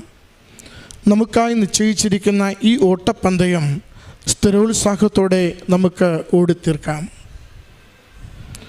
സുധീർ കുമാർ എന്ന ഈ സഹോദരൻ്റെയും മകൻ്റെയും ജീവിതാനുഭവ സാക്ഷ്യമാണ് ഈ നിമിഷങ്ങളിൽ നാം കേട്ടുകൊണ്ടിരുന്നത്. കാഴ്ചയില്ലെന്നേ ഉള്ളൂ, ഉൾക്കാഴ്ച എത്രത്തോളം ഉണ്ടെന്ന ഓരോ വാക്കിലും സഹോദരൻ നമ്മളോട് പങ്കുവയ്ക്കുന്നുണ്ടായിരുന്നു. അമ്മയിൽ ആശ്രയിച്ചു തുടങ്ങിയ നാൾ മുതൽ അമ്മ നൽകുന്ന സവിശേഷമായ ആത്മധൈര്യവും ഏതൊരു പ്രതിസന്ധിയിലും അല്പം പോലും ചഞ്ചലപ്പെടാതെ അമ്മ നൽകുന്ന സന്ദേശങ്ങൾക്കനുസരിച്ച് ജീവിതത്തിൽ ഇടപെടുവാനുള്ള നിരന്തരമായ ശ്രദ്ധയും ജാഗ്രതയും സഹോദരൻ പുലർത്തുന്നതാണ് ഈ സാക്ഷ്യത്തിലൂടെ പങ്കുവച്ചത്. കമ്പ്യൂട്ടർ സയൻസ് ബിടെക് പഠിക്കണമെന്ന മകൻ്റെ ആഗ്രഹം, അത് എൻട്രൻസ് പരീക്ഷ എഴുതുവാൻ തുടങ്ങുന്ന നിമിഷം മുതൽ വരുന്ന തടസ്സങ്ങൾ, ഓരോ തടസ്സം, പരീക്ഷ എഴുതുവാനുള്ള തടസ്സം വരുന്നു. അത് അമ്മയാണ് സന്ദേശം കൊടുക്കുന്നത്. അങ്ങനെ കമ്പ്യൂട്ടർ സയൻസ് പഠിക്കുവാൻ പാടില്ലെന്ന് എവിടെയെങ്കിലും ചട്ടമുണ്ടോ? നിയമം ചോദിക്കുവാൻ പറയുന്നു. നിയമമൊന്നുമില്ലാത്തത് കൊണ്ട് അത് എഴുതുവാനായി അനുവാദം കൊടുക്കുന്നു. വീണ്ടും അതിൻ്റെ റാങ്ക് ലിസ്റ്റ് വരുമ്പോഴും തടസ്സങ്ങളുണ്ട്. സ്ക്രൈബിനെ കൊണ്ടുപോകുവാൻ തടസ്സം വരുന്നു. സ്ക്രൈബിനെ കൊണ്ടുപോകുവാൻ തടസ്സം വരുമ്പോൾ സ്കൂളിൽ ഒരു മുല്ലപ്പൂ ഗന്ധമുള്ള ഒരു സ്ത്രീ വന്നാണ് ആ വിഷയത്തിൽ ഇടപെടുന്നത്. ആരാണെന്ന് കാണുന്നില്ലെങ്കിലും അറിയാം, അമ്മയുടെ ഗന്ധമാണ് മുല്ലപ്പൂ ഗന്ധം. അത് സുഗന്ധാഭിഷേകത്തിൻ്റെ മാതാവിൻ്റെ സാന്നിധ്യം അറിയിക്കുന്ന ഒരു സവിശേഷമായ ഇടപെടലാണെന്ന സഹോദരന് തിരിച്ചറിയുന്നുണ്ട്. സഹോദരൻ പറയുന്നുണ്ട്, ഓരോ തവണയും എനിക്ക് കൂടെ ആരുമില്ല, അമ്മ മാത്രമേ ഉള്ളൂ, ഈശോ മാത്രമേ ഉള്ളൂ. അതുകൊണ്ട് ഏറ്റവും ക്ലേശകരമായ അവസരത്തിൽ എനിക്ക് വാദിക്കുവാൻ ആരുമില്ലാത്തപ്പോൾ എനിക്ക് വേണ്ടി മധ്യസ്ഥയായി വാദിക്കുവാൻ അമ്മ കൂടെ ഉണ്ടാവണം. അങ്ങനെയാണ് ഒരാൾ വന്ന് അകത്ത് വന്ന് കാര്യങ്ങൾ അവതരിപ്പിച്ച് സത്യവാങ്മൂലം എഴുതുവാൻ വേണ്ടി ആ പ്രിൻസിപ്പളെ പ്രചോദിപ്പിച്ചിട്ട് പുറത്തേക്ക് പോകുന്നത്. സഹോദരനും മകനും കാഴ്ച കുറവുണ്ട്, കാഴ്ചയില്ല. എന്നാൽ കൂടെയുള്ള സ്ക്രൈബിൻ്റെ രക്ഷകർത്താവിനും കാഴ്ചയുണ്ട്. അവർ നോക്കുന്നുണ്ട്, ആരാണ് ഈ വ്യക്തി, ഒരു വാക്ക് നന്ദി പറയുവാൻ ആളെ കാണുന്നില്ല. അതാണ് സഹോദരൻ പറയുന്നത്, അമ്മ മാതാവിൻ്റെ സവിശേഷമായ ഇടപെടൽ എനിക്കവിടെ ലഭിച്ചുവെന്ന. വീണ്ടും അത് ഒരു കോളേജിലേക്ക് അഡ്മിഷൻ കിട്ടുമ്പോഴും തടസ്സമുണ്ടാവുന്നു. നോക്കുക, പ്രതിസന്ധികൾ മാത്രമാണ് ഈ ഒരു മേഖലയിൽ കുടുംബം കടന്നു പോകുന്നത്. എങ്കിലും ഒരിക്കൽ പോലും ആ അമ്മ മാതാവിൻ്റെ ഉടമ്പടി ജീവിതത്തിൽ അസാധ്യമെന്ന് കരുതുന്നത് സാധിച്ചു തരുമെന്ന വലിയ പ്രത്യാശയിലുള്ള ആ വിശ്വാസത്തിന് ക്ഷയിക്കുണ്ടാവുന്നില്ല. അതുപോലെ അമ്മ മാതാവ് എത്ര ഭാരപ്പെട്ടതും ഏറ്റെടുത്ത് അത് ലഘുവാക്കി നിസ്സാരമാക്കി ജീവിതത്തെ സംരക്ഷിക്കുമെന്ന ബോധ്യത്തിന് ഉലച്ചിലുണ്ടാവുന്നില്ല. പൂർണ്ണമായ ശരണത്തോടുകൂടി വിശ്വാസ പ്രമാണം ചൊല്ലി, പ്രത്യക്ഷീകരണ പ്രാർത്ഥന ചൊല്ലി, ഉടമ്പടിക്ക് ആശീർവാദം കയ്യിൽ കൂടുതൽ ചേർത്ത് പിടിച്ചുകൊണ്ട് ഈ നിയോഗത്തിന് വേണ്ടി ഇടപെടുകയാണ്. സഹോദരൻ പറയുന്നുണ്ട്, നിരസിച്ചവർ തന്നെ അടുത്തുള്ളൊരു കോളേജിലേക്ക് പ്രവേശനം അനുവദിച്ചുകൊണ്ട് ആ പഠനത്തിനുള്ള വഴികൾ തുറന്നു കൊടുക്കുന്നു. അപ്പോഴാണ് വീണ്ടും അടുത്തൊരു പ്രതിസന്ധി ഉടലെടുക്കുന്നത്. നാഭിയിൽ ഒരു മുഴ വളരുന്നു, തീവ്രമായ വേദന, അറിയുവാൻ വൈകി, കോളേജിൽ പോകുവാൻ 2-3 ദിവസങ്ങൾ മാത്രമേ ഉള്ളൂ. അപ്പോൾ വീട്ടിലുള്ള ഒരു വിശ്വാസ പ്രതിസന്ധിയുടെ വിഷയം സൂചിപ്പിക്കുന്നുണ്ട്, ജീവിത പങ്കാളിക്കുള്ള വിശ്വാസക്കുറവ്. എങ്കിലും സഹോദരൻ അതിൽ മറ്റുള്ളവർ എങ്ങനെ വിശ്വാസത്തെ കാണുന്നുവെന്നതിലല്ല, ഞാൻ അടിയുറച്ചെൻ്റെ അമ്മ മാതാവിൽ ഉടമ്പടിയെടുത്ത് ജീവിക്കുമ്പോൾ എൻ്റെ അമ്മയോട് പറഞ്ഞാൽ അമ്മ കേൾക്കും. അമ്മയെ ഒരു കാര്യം ചൂണ്ടിക്കാണിച്ച് കൊടുത്താൽ അമ്മയത് നോക്കും. അമ്മയ്ക്ക് നിസ്സാര നിമിഷങ്ങൾ മതി മകനെ കൊണ്ട് എത്ര വലിയ വിഷയത്തെയും അത്ഭുതകരമായി സൗഖ്യവും അനുഭവമാക്കി തരുവാൻ. അതുകൊണ്ടാണ് സഹോദരൻ പറയുന്നത്, ആ സന്ധ്യയ്ക്ക് 2 തവണ ഞാൻ ഊടിൽ കുരിശടയാളം വരച്ച് ഉടമ്പടി തൈലം പൂശി വിശ്വാസ പ്രമാണം ചൊല്ലി പ്രാർത്ഥിച്ചു. 7 തവണ 33 തവണ പ്രാർത്ഥിക്കുന്ന കാര്യങ്ങളൊക്കെ സഹോദരൻ സൂചിപ്പിച്ചു.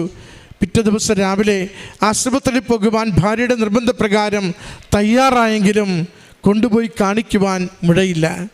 പൂർണ്ണ സൗഖ്യം, ശാരീരികമായ രോഗസൗഖ്യത്തെയാണ് സഹോദരൻ അൾത്താരയിൽ സാക്ഷ്യപ്പെടുത്തുന്നത്. പ്രിയമുള്ളവരെ, അമ്മ മാതാവ് ഏതു ജീവിതത്തിൻ്റെ മേഖലയിലേക്കും അറിഞ്ഞ് നൊന്ത് ഹൃദയപൂർവ്വം ആഗ്രഹിച്ച് വിളിച്ചാൽ അമ്മ അരികിലെത്തി ജീവിത പ്രശ്നങ്ങൾക്ക് പരിഹാരം, ജീവിത വിഷയങ്ങൾക്ക് മുന്നോട്ട് നന്നായി പോകുവാനുള്ള വഴിതെളിക്കൽ നൽകുമെന്ന് സഹോദരൻ പങ്കുവയ്ക്കുകയാണ്. സഹോദരൻ്റെ എന്നെ ഏറ്റവും ആകർഷിച്ച ഒരു വാചകം, എനിക്കധികം കാരുണ്യപ്രവൃത്തിയും പ്രേക്ഷിത പ്രവൃത്തിയും ഒന്നും ചെയ്യാനായിട്ട് കാഴ്ചയുടെ പരിമിതി കൊണ്ട് സാധിക്കുന്നില്ല. ഉടമ്പടി എടുത്ത് 2 തവണ പുതുക്കി. സഹോദരൻ പറഞ്ഞു, 10 കെട്ട് പത്രം കൊടുക്കാൻ പറ്റിയെന്ന്. 1 കെട്ടുമായി ബാഗിൽ വെച്ച് നടക്കുന്നവരാണ് നമ്മൾ പലരും. 1 കെട്ട് കിട്ടിയിട്ട് മാസം ഒന്നായി കൊടുക്കാൻ പറ്റിയിട്ടില്ല. ചേട്ടൻ പറയുന്നു, വേദനയോടെ പറയുന്നത്, ഞാൻ ഈ പരിമിതി ഉള്ളത് കൊണ്ട് എനിക്ക് അധികമൊന്നും നടക്കുന്നില്ല, എങ്കിലും 10 കെട്ട് പത്രം കൊടുക്കാൻ പറ്റി. അതൊരു മനസ്സാണ്. തൻ്റെ പരിമിതികളിലും ഈശോയെ സാക്ഷ്യപ്പെടുത്തുന്ന അമ്മ മാതാവിൻ്റെ ഉടമ്പടിയിൽ ജീവിതം ചേർത്ത് വെച്ചാൽ ഉടമ്പടി തന്നെ ജീവിതത്തിന് അനുഗ്രഹമായി തീരുന്നതൊക്കെ പങ്കുവയ്ക്കുവാൻ ഈ പരിമിതിയിലും സന്തോഷത്തോടെ ചേട്ടൻ നിർവഹിക്കുന്ന ദൗത്യത്തെയാണ് നമുക്ക് പങ്കുവെച്ച് തരുന്നത്. പ്രിയമുള്ളവരെ, ജീവനുള്ള ദൈവത്തിൻ്റെ നിരന്തര സാന്നിധ്യം അറിയിക്കുന്ന പരിശുദ്ധ അമ്മയുടെ പ്രത്യക്ഷീകരണത്തിൻ്റെ സാക്ഷികളായി ഈ കുടുംബം, ഈ അപ്പനും മകനും ഈ അൾത്താരയിൽ നിൽക്കുകയാണ്.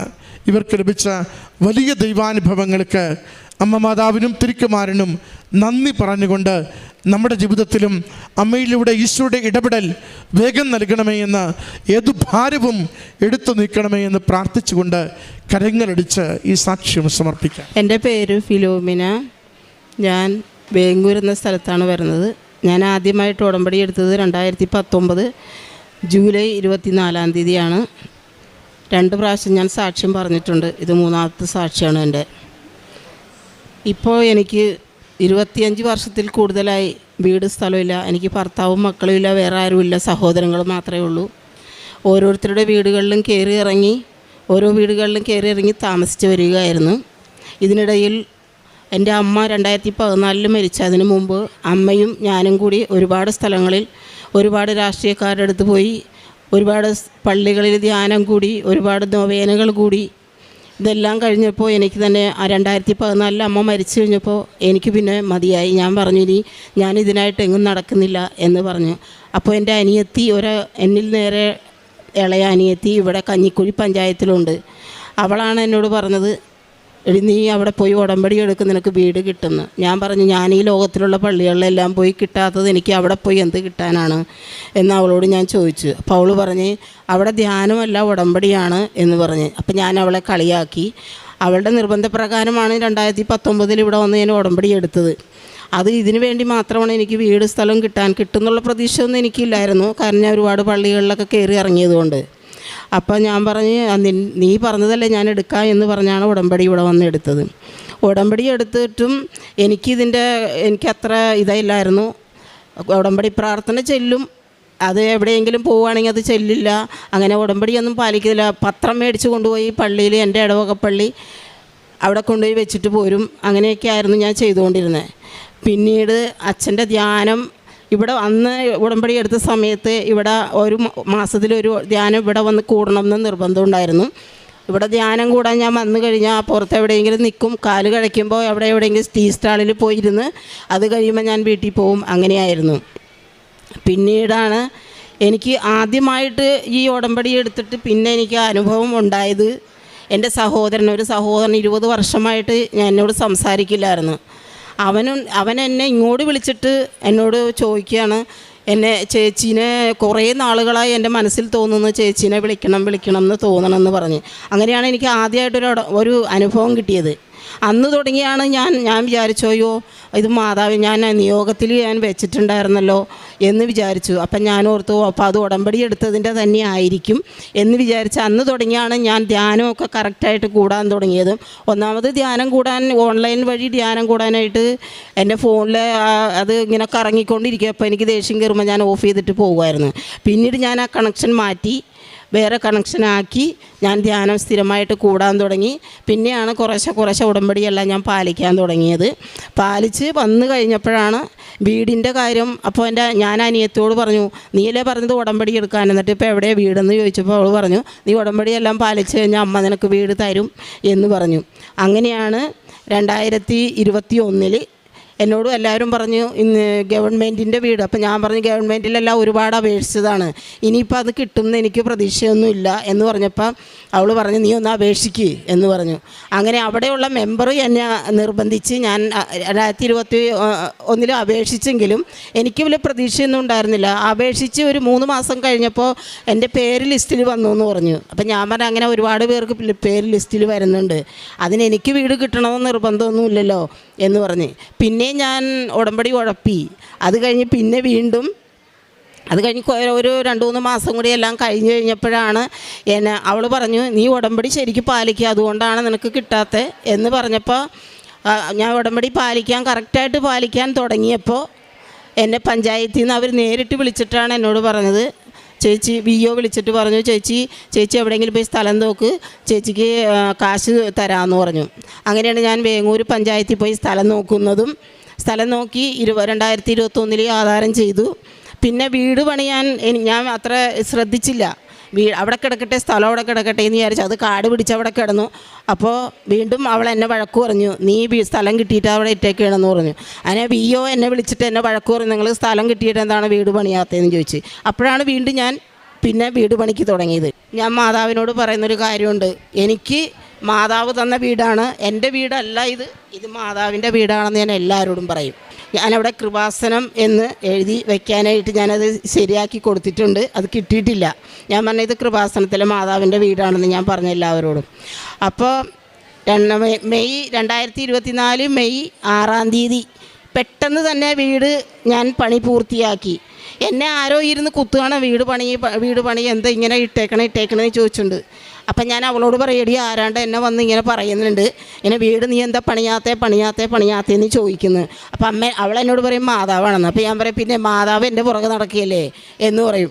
അപ്പോൾ അവൾ പറയും ഇല്ലടി മാതാവാണ്, നീ അതിനെ ഇറങ്ങ് എന്ന് പറഞ്ഞു. പിന്നെ അതിനിറങ്ങി മെയ് 2024 മെയ് 6 ഞാൻ വീട് താമസിച്ചു. ഞാൻ ഒറ്റയ്ക്കേ ഉള്ളൂ, വേറെ ആരും എൻ്റെ കൂടെ ഇല്ല.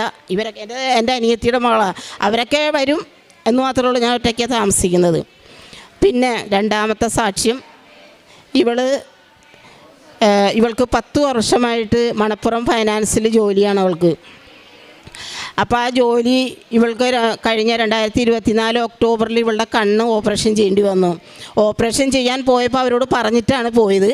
പക്ഷേ ഓപ്പറേഷൻ കഴിഞ്ഞ് വന്നു കഴിഞ്ഞപ്പോൾ അവിടെ അവരുടെ കമ്പ്യൂട്ടറിൽ ഇല്ലയെന്നോ എന്തോ പറഞ്ഞ് വേറെ ജോലി അന്വേഷിച്ചോളാൻ ഇവളോട് പറഞ്ഞു. അപ്പോൾ ഇവൾ കരഞ്ഞുകൊണ്ട് വന്ന് എന്നോട് വേറെ ജോലി അന്വേഷിച്ചോളാൻ പറഞ്ഞു. ഞാൻ വേറെ ഏത് ജോലിക്ക് പോകും, 10 വർഷമായിട്ട് എനിക്ക് പരിചയമുള്ള ജോലി അതാണ് എന്ന് പറഞ്ഞു.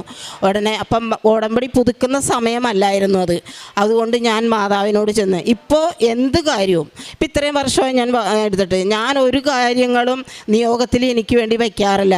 ഞാൻ നിയോഗത്തിൽ വയ്ക്കുന്നത് എനിക്ക് കൂടുതൽ അനുഗ്രഹം മാതാവിൻ്റെ പ്രാർത്ഥിക്കാനുള്ള അങ്ങനെ കിട്ടുള്ളൂ. എനിക്ക് എന്ത് കാര്യം ഉണ്ടെങ്കിലും ഞാൻ മാതാവിൻ്റെ അടുത്ത് നിന്നിട്ട് മാതാവേദേ ഇന്ന് മഴ പെയ്യരുത്, ഞാൻ ഇന്ന സ്ഥലത്ത് പോവുകയാണ്, എനിക്ക് മഴ നനയാൻ പാടില്ല എന്ന് പറഞ്ഞാൽ അന്ന് മഴ പെയ്യില്ല. അത്ര ഒരു ഇതിലാണ് ഞാൻ ചെന്ന് മാതാവിനോട് പറയുള്ളൂ. ഞാൻ പ്രാർത്ഥിക്കാറില്ല മാതാവിനോട്. പ്രാർത്ഥിക്കുന്നത് വെളുപ്പിനത്തെ പ്രാർത്ഥനയും ഞാൻ 3:30 മണിക്ക് എഴുന്നേറ്റ് കഴിഞ്ഞ് 6 മണിയാകുമ്പോഴാണ് എൻ്റെ ഉടമ്പടി പ്രാർത്ഥന. പിന്നെ അച്ഛൻ്റെ 5:30 മണിക്കത്തുള്ള പ്രാർത്ഥന അതൊന്നും ഞാൻ മുടക്കാറില്ല. പിന്നെ പത്രം ഞാൻ ആലുവയിൽ നിന്ന് ഇവിടെ വന്ന് പത്രം വാങ്ങിച്ച് ഞാനും ഇവിടെയുള്ള എൻ്റെ അനിയത്തിയും കൂടി ഇവിടെ വന്ന് പത്രം വാങ്ങിച്ചിട്ട് ഇവിടെ കഞ്ഞിക്കുഴി പഞ്ചായത്തിൽ പിന്നെ തിരുവഴ, കഞ്ഞിക്കുഴി, പിന്നെ കളവേലി ഇങ്ങനെയുള്ള സ്ഥലങ്ങളിൽ കൊണ്ടു നടന്ന് കടകളിലും പിന്നെ വീടുകളിലും കൊടുക്കും. എന്നിട്ട് ഞങ്ങൾ പോകുമ്പോൾ ഉപ്പ് കൊണ്ടുപോകും, മാതാവിൻ്റെ ഉപ്പ് കൊണ്ടുപോകും, തൈലം കൊണ്ടുപോകും. സുഖമില്ല, കാലുവേദന, കൈവേദന. അത് കൂടുതലും എനിക്ക് അത്ഭുതം എന്താണെന്ന് വെച്ചാൽ ക്രിസ്ത്യാനികളല്ല കൂടുതൽ അവർ ആ പത്രം വാങ്ങിക്കുന്നത് തന്നെ കൈ തൊഴുത് പിടിച്ചിട്ടാണ് വാങ്ങിക്കുന്നത്. ഞാനന്നിട്ട് അവളോട് ചോദിക്കും, ക്രിസ്ത്യാനികൾ പോലും ഇങ്ങനെ വാങ്ങിക്കില്ലോടെ എന്ന്. അതേപോലെ അവർ വാങ്ങിച്ച് ഈ തൈലം കുരിശ് വരച്ച് അവർക്ക് എവിടെയാണ് എന്താണ് അസുഖം എന്ന് വെച്ചാൽ തൈലം കുരിശ് വരച്ച് കൊടുക്കും. ഞങ്ങൾ രാവിലെ ഇറങ്ങിയ വൈകിട്ട് വരെയും പത്രം കൊടുത്ത് ഓരോ വീടുകളിൽ അവരപ്പോൾ എന്നോട് ചോദിക്കും നിങ്ങൾക്ക് എന്തെങ്കിലും അനുഭവം ഉണ്ടോ. എനിക്കുണ്ടായ അനുഭവങ്ങളും എല്ലാ കാര്യങ്ങളും ഞാൻ അവരെ പറഞ്ഞ് മനസ്സിലാക്കിയിട്ടാണ് ഞാൻ പത്രം കൊടുക്കുന്നത്. ഇത് കൊടുത്തു കഴിഞ്ഞിട്ടാണ് ഞാൻ ഇവിടുന്ന് വേങ്ങൂർക്ക് എൻ്റെ വീട്ടിലേക്ക് പോകാറ് പതിവ്. പിന്നെ അവിടെ അനാഥാലയത്തിൽ പോയി അമ്മമാരെ കുളിപ്പിക്കാനും പിന്നെ എനിക്ക് മറ്റുള്ളവരെ സഹായിക്കാനുള്ള കൂടുതൽ ഇതൊന്നും എനിക്കില്ല. എനിക്ക് കിട്ടുന്ന ആകെ 1600 പെൻഷനാണ്. ആ പെൻഷൻ കിട്ടുന്നതിന് ഞാൻ മറ്റുള്ളവർക്ക് ഞാൻ കൊടുക്കും. പിന്നെ എനിക്ക് വീട് പണിയാൻ എനിക്ക് ഒരുപാട് പേര് സഹായിച്ചു. ആ തന്ന സഹായത്തിൽ നിന്ന് ഞാൻ 2-3 പ്രാവശ്യം അനാഥാലയത്തിൽ കൊണ്ടുപോയി പൈസ കൊടുത്തു. അല്ലാതെ ഞാൻ മാതാവിനോട് പറയും, മാതാവേ നീ തന്നാലേ എനിക്ക് ആർക്കെങ്കിലും കൊടുക്കാൻ പറ്റുള്ളൂ, ഇല്ലെങ്കിൽ എൻ്റെ കയ്യിൽ ഇല്ലാട്ടോ എന്ന് ഞാൻ മാതാവിനോട് പറയും. പിന്നെ ഇവൾക്ക് വേണ്ടി രണ്ടാമതും ഒരു ഇത് വെച്ചു. ആദ്യം വെച്ച മണപ്പുറം ഫൈനാൻസിൽ അത് ഇവൾ വന്ന് എന്നോട് പറഞ്ഞതിന് ശേഷം ഞാൻ മാതാവിനോട് പറഞ്ഞു, അവൾക്ക് ആ ജോലി കൊണ്ടാണ് അവൾ ജീവിക്കണം, അതുകൊണ്ട് മാതാവ് അവൾക്ക് ജോലി കൊടുക്കണം, ഞാൻ വന്ന് സാക്ഷ്യം പറഞ്ഞോളാം അവളെയും കൊണ്ട് വന്ന് എന്ന് പറഞ്ഞപ്പോൾ 6 ദിവസത്തിനുള്ളിൽ അവളെ തിരിച്ച് ജോലിക്ക് കയറ്റി. വേറെ ജോലിക്ക് നോക്കിക്കോളാൻ പറഞ്ഞാണ് അവർ. അതുകൊണ്ട് 6 ദിവസത്തിനുള്ളിൽ അവളെ ജോലിക്ക് കയറ്റി. രണ്ടാമത് ഇവൾക്ക് ഒരു വയറുവേദന വന്നു. അത് കഴിഞ്ഞതിന് ശേഷം വയറുവേദന വന്ന് 4 മാസം വരെ ചികിത്സിച്ചു. അത് കഴിഞ്ഞ് കഴിഞ്ഞപ്പോൾ അത് കുറയാതെ 4 മാസം കഴിഞ്ഞപ്പോൾ അത് കൂടിക്കഴിഞ്ഞപ്പോൾ ഡോക്ടർ സ്കാൻ ചെയ്യാൻ പറഞ്ഞു. സ്കാൻ ചെയ്ത് കഴിഞ്ഞപ്പോൾ ഒരു തടിപ്പുണ്ട്, പെട്ടെന്ന് അത് ഓപ്പറേഷൻ ചെയ്യണം, 1 മാസത്തേക്കും കൂടി ഗുളിക തരാം, അത് കഴിഞ്ഞിട്ട് വരാൻ പറഞ്ഞ്. 1 മാസം കഴിഞ്ഞപ്പോൾ അവർ പറഞ്ഞ് പെട്ടെന്ന് MRI സ്കാൻ ചെയ്യാൻ പറഞ്ഞു. MRI സ്കാൻ ചെയ്യാൻ പറഞ്ഞപ്പോൾ ഇവളെന്നോട് പറഞ്ഞു, MRI സ്കാൻ എന്ന് പറയുന്നത് വലിയ ഒരു ഇതല്ലേ. അപ്പം ഞാൻ മാതാവിൻ്റെ തൈലം കൊണ്ടുപോയി 3 ദിവസം അവൾക്ക് അടിവയറ്റിൽ ഞാൻ കുരിശിട്ട് കൊടുത്തു. ആ MRI സ്കാൻ റിസൾട്ട് കിട്ടുന്നതിന് മുമ്പ്. അപ്പം ഞാൻ അവളോട് പറഞ്ഞ് ഒരു കുഴപ്പമുണ്ടാവില്ല, ഞാൻ മാതാവ് പറഞ്ഞ കേട്ടോളൂ, നീ പേടിക്കണ്ട എന്ന് പറഞ്ഞ് ആ റിസൾട്ട് കിട്ടിയപ്പോൾ ഒരു കുഴപ്പമില്ലെന്ന് പറഞ്ഞ്. ഇപ്പം യാതൊരു കുഴപ്പമില്ല. പിന്നെ മാതാവ് എനിക്ക് ഒരുപാട് അനുഗ്രഹങ്ങൾ ഇപ്പോഴും തരുന്നുണ്ട്. ഈ ഉടമ്പടി എടുത്ത് ഞാൻ ഉടമ്പടി പാലിക്കാൻ തുടങ്ങി അന്ന് തുടങ്ങി ഇന്ന് വരെ ഒരുപാട് അനുഗ്രഹങ്ങൾ തരുന്നുണ്ട്. പറയാൻ പോയാൽ ഇന്നും നാളെയും തീരാത്ത അനുഗ്രഹങ്ങൾ. എനിക്ക് മറ്റുള്ള കാര്യങ്ങൾക്ക് ഇടവക പള്ളി പോകാൻ പറ്റില്ല, കാരണം ഞാൻ താമസിക്കുന്ന സ്ഥലത്തു നിന്ന് ഒരുപാട് ദൂരം പള്ളിയാണ്. അപ്പോൾ അതിന് ഞായറാഴ്ച മാത്രമേ എനിക്കിപ്പോൾ പോകാൻ പറ്റുള്ളൂ. ഇടവക പള്ളി എന്ന് പറഞ്ഞാൽ 3 ബസ് മാറി കയറി പോകണം. അവിടെ ചെന്നപ്പോൾ എന്നോട് അച്ഛൻ ചോദിച്ചു, ഇടവക മാറുന്നുണ്ടോ എന്ന് ചോദിച്ചു. ഞാൻ പറഞ്ഞു, ഇവിടെ ആകെ ഒരു പള്ളിയേ ഉള്ളൂ, ആകെ കുറച്ച് ആൾക്കാരേ ഉള്ളൂ അച്ഛാ, ഞാൻ നോക്കട്ടെ, എന്നിട്ട് മാറണമെങ്കിൽ ഞാൻ മാറിക്കോളാം, അല്ലാതെ ഞാൻ മാറുന്നില്ല എന്ന് അച്ഛനോട് ഞാൻ പറഞ്ഞു. അപ്പോൾ അതുകൊണ്ട് പള്ളിയിൽ എല്ലാ ദിവസവും നേരത്തെ ഞാൻ എല്ലാ ദിവസവും പോകുമായിരുന്നു. ഞാൻ അവിടെ ആയിരുന്നപ്പോൾ തൊട്ടടുത്തായിരുന്നു പള്ളി.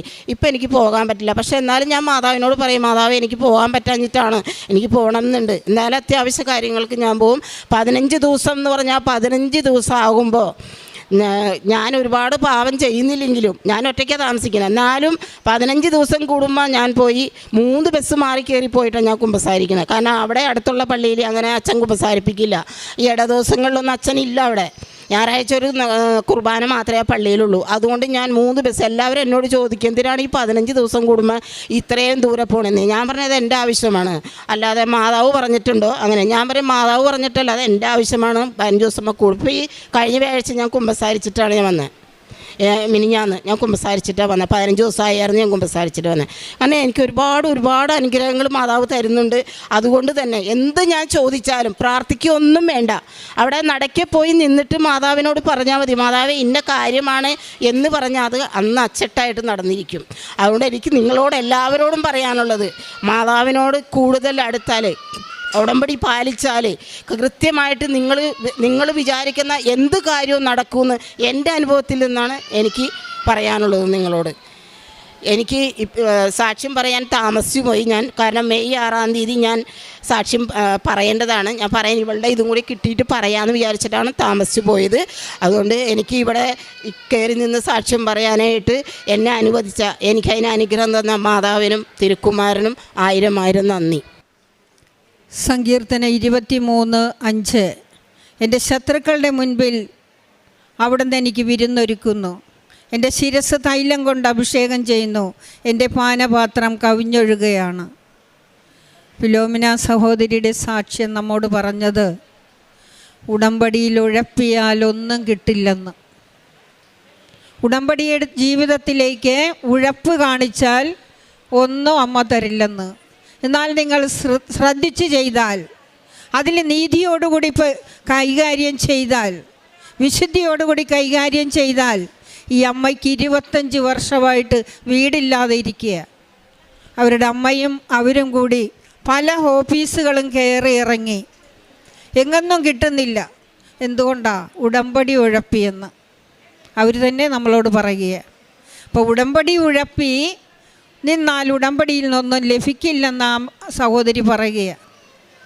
അതുകൊണ്ട് നിങ്ങൾ ഉടമ്പടിയിൽ കൃത്യത, ശ്രദ്ധ, വിവേകം, എഗ്രിമെൻ്റ് ഇത് 90 ദിവസം വരെ നിങ്ങൾ പാലിച്ചാൽ അമ്മ കൈവിടില്ലെന്ന് ഈ സഹോദരി വഴി നമ്മളോട് പറയുക. അവർ ചെയ്യുന്ന കാരുണ്യ പ്രവൃത്തിയെക്കുറിച്ച് പറഞ്ഞു. അവർ തൃശ്ശൂരാണ് താമസിക്കുന്നത്. ഇവിടെ ആലപ്പുഴ അടുത്തൊരു കഞ്ഞിക്കുഴി എന്ന് പറഞ്ഞ സ്ഥലം, തിരുവിഴ എന്ന് പറഞ്ഞ സ്ഥലമുണ്ട്. അവിടെ വന്നാണ് പ്രേക്ഷിത പ്രവർത്തനം ചെയ്യുന്നത്. അച്ഛൻ ബഹുമാനപ്പെട്ട ജോസഫ് അച്ഛൻ ഉടമ്പടി പുതുക്കലിൽ പറയുന്നുണ്ട്, പ്രേക്ഷിത പ്രവർത്തനം ചെയ്യുന്നവർ തുറവൂരുള്ളവർ ഹരിപ്പാട് പോയി ട്രാൻസ്പോർട്ടിന് ഇടികൊണ്ട് തന്തക്ക് വിളി കേട്ട് പത്രം പ്രാർത്ഥിച്ചു കൊടുത്തു ഹോസ്പിറ്റലിൽ പോയെന്ന്. അതാണ് ഈ സഹോദരി ചെയ്തത്. ഈശോ കൈവിട്ടില്ല. പരിശുദ്ധ അമ്മ ഈശോയോട് പറഞ്ഞു, അവരുടെ കണ്ണുനീര് തുടക്കണേ മോനെ. അവർക്ക് ഉടമ്പടിയിൽ അവർ കൃത്യമായിട്ട് നിന്നപ്പോൾ 25 വർഷം കിട്ടാതിരുന്ന ഭവനം അവർക്കുടനെ സാധിച്ചു കൊടുത്തു. പഞ്ചായത്തുകാർ വിളിച്ചിട്ട് പറഞ്ഞു, നിങ്ങൾക്ക് വീട് റെഡിയായെന്ന്. അതിനുശേഷം അവർ വീടും നന്നായിട്ട് ചെയ്യാൻ സാധിച്ചു. ഇതെല്ലാം ഉടമ്പടി നന്നായി കൈകാര്യം ചെയ്തപ്പോഴാണ്. അതിനുശേഷം മഴ പെയ്യരുതെന്ന് പറഞ്ഞാൽ പെയ്യിക്കയില്ലെന്ന് മാതാവ്. അത്രയും മാതാവുമായിട്ട് അടുത്തവർ. ഉടമ്പടി ഇപ്പോൾ സിൽവർ പേപ്പറിലാണ് അവർ നിൽക്കുന്നത്. അവർക്ക് മാതാവ് എന്തു പറഞ്ഞാലും അത് ചെയ്തു കൊടുക്കത്തക്ക രീതിയിൽ അമ്മയോട് അടുത്ത് നിൽക്കുന്നത് കൊണ്ട്, അമ്മ ഇന്ന് മഴ പെയ്ക്കല്ലേ, എനിക്കൊരു സ്ഥലത്ത് പോകാനുണ്ട് എന്ന് പറയുമ്പോൾ മഴ പെയ്ക്കില്ലെന്ന്. അതുപോലെ അനുജത്തിയുടെ മോള് വന്ന് പറഞ്ഞു, എനിക്കൊരു ഓപ്പറേഷൻ ഉണ്ടായിരുന്നപ്പോൾ ഞാൻ 10 വർഷം ജോലി ചെയ്ത സ്ഥലത്തുനിന്ന് എനിക്ക് അവർ ജോലി തരില്ലെന്ന് പറഞ്ഞു. അമ്മ മാതാവിനോട് പറഞ്ഞു, അവളുടെ കുടുംബജീവിതമാണ്, ജീവിതത്തിൽ ഒരുപാട് ബുദ്ധിമുട്ടുള്ള മകളാണ്, അവൾക്ക് ആ ജോലി ഉടനെ കൊടുക്കണേ. അപ്പം 6 ദിവസത്തിനുള്ളിൽ അവർക്ക് ആ ജോലി ആ സ്ഥാപനത്തിൽ കൊടുത്തെന്ന്. ഇതാണ് പരിശുദ്ധമ്മയോട് കൂടി ചേർന്ന് നിൽക്കുന്നവർക്ക് തരുന്നത്. അമ്മ ചേർന്ന് നിൽക്കുന്നവരെ അമ്മയുടെ അങ്കിയാൽ പൊതിഞ്ഞ് സൂക്ഷിക്കും. അമ്മ അനുഭവിച്ച വേദന അമ്മയ്ക്കറിയാം. അതുകൊണ്ട് മറ്റുള്ളവരുടെ വേദന കാണുമ്പോൾ അമ്മ ഇളകിപ്പോകും, അമ്മയുടെ മനസ്സുരുകും. അതുപോലെ ഉരുകുന്ന ഒരു മനസ്സ് കൊടുത്തു. അങ്ങനെ ഒരു ഉടമ്പടിയിൽ ശ്രദ്ധിച്ചു നിന്നപ്പോൾ അതിനുശേഷം ഒരു വയറുവേദന ആ അനിയത്തിയുടെ മോൾക്കുണ്ടായിരുന്നു. അത് ഡോക്ടർ പറഞ്ഞ ഉടനെ സ്കാൻ ചെയ്യണം, ആ വയറുവേദനയ്ക്ക് വയറ്റിലെന്തോ ഒരു തടിപ്പുണ്ടെന്ന്. അവരുടമ്പടി തൈലം 3 ദിവസം ആ മോളുടെ വയറിൽ കുരിശ് വരച്ച് വിശ്വാസ പ്രമാണം ചൊല്ലി. അമ്മ അതും സാധിച്ചു കൊടുത്തു. അങ്ങനെ ഉടമ്പടിയോട് ശ്രദ്ധിച്ച് നിങ്ങൾ നിന്നാൽ, ഉടമ്പടി ജീവിതം കൃത്യമായി ചെയ്താൽ ചോദിക്കുന്നത് കയ്യിൽ കൂടുതലായിട്ട് അമ്മ തരും. അമ്മയോട് ശാഠ്യം പിടിച്ച് മേടിക്കാം. അതുപോലെയാണ് അവർ പറയുന്നത്, എനിക്ക് തരണമെന്ന് നിർബന്ധം പിടിക്കേ. അമ്മ കൊടുക്കുന്നുമുണ്ട്.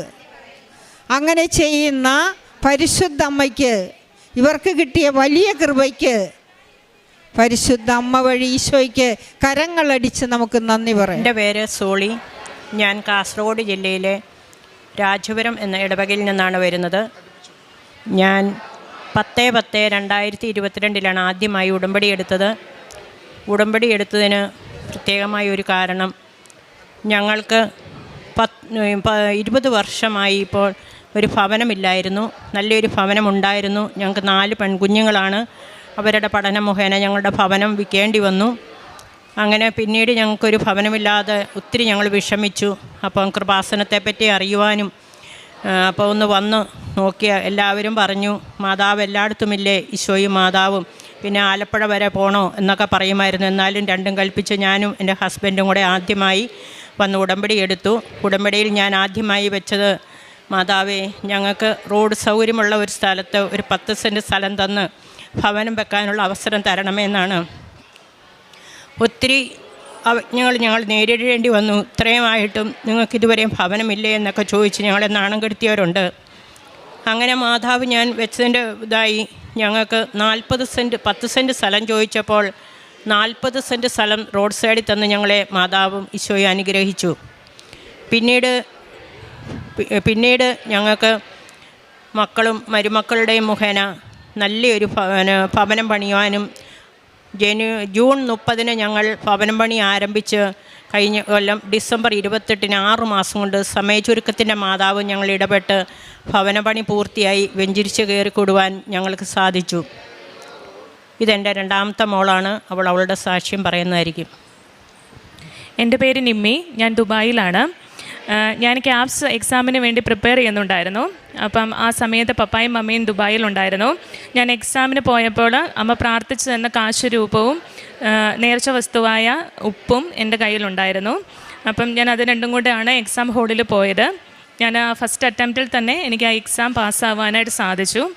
അതിനുശേഷം അമ്മ എന്നോട് പറയുന്നുണ്ട്, നീ ലൈറ്റ് ക്യാൻഡിൽ പ്രെയർ ഇട്, ഉടമ്പടി എടുക്കാനൊക്കെ. പക്ഷേ എന്നാലും എനിക്ക് അതിലൊരു ആഴത്തിലൊരു വിശ്വാസമോ ബോധ്യമോ ഉണ്ടായിരുന്നില്ല.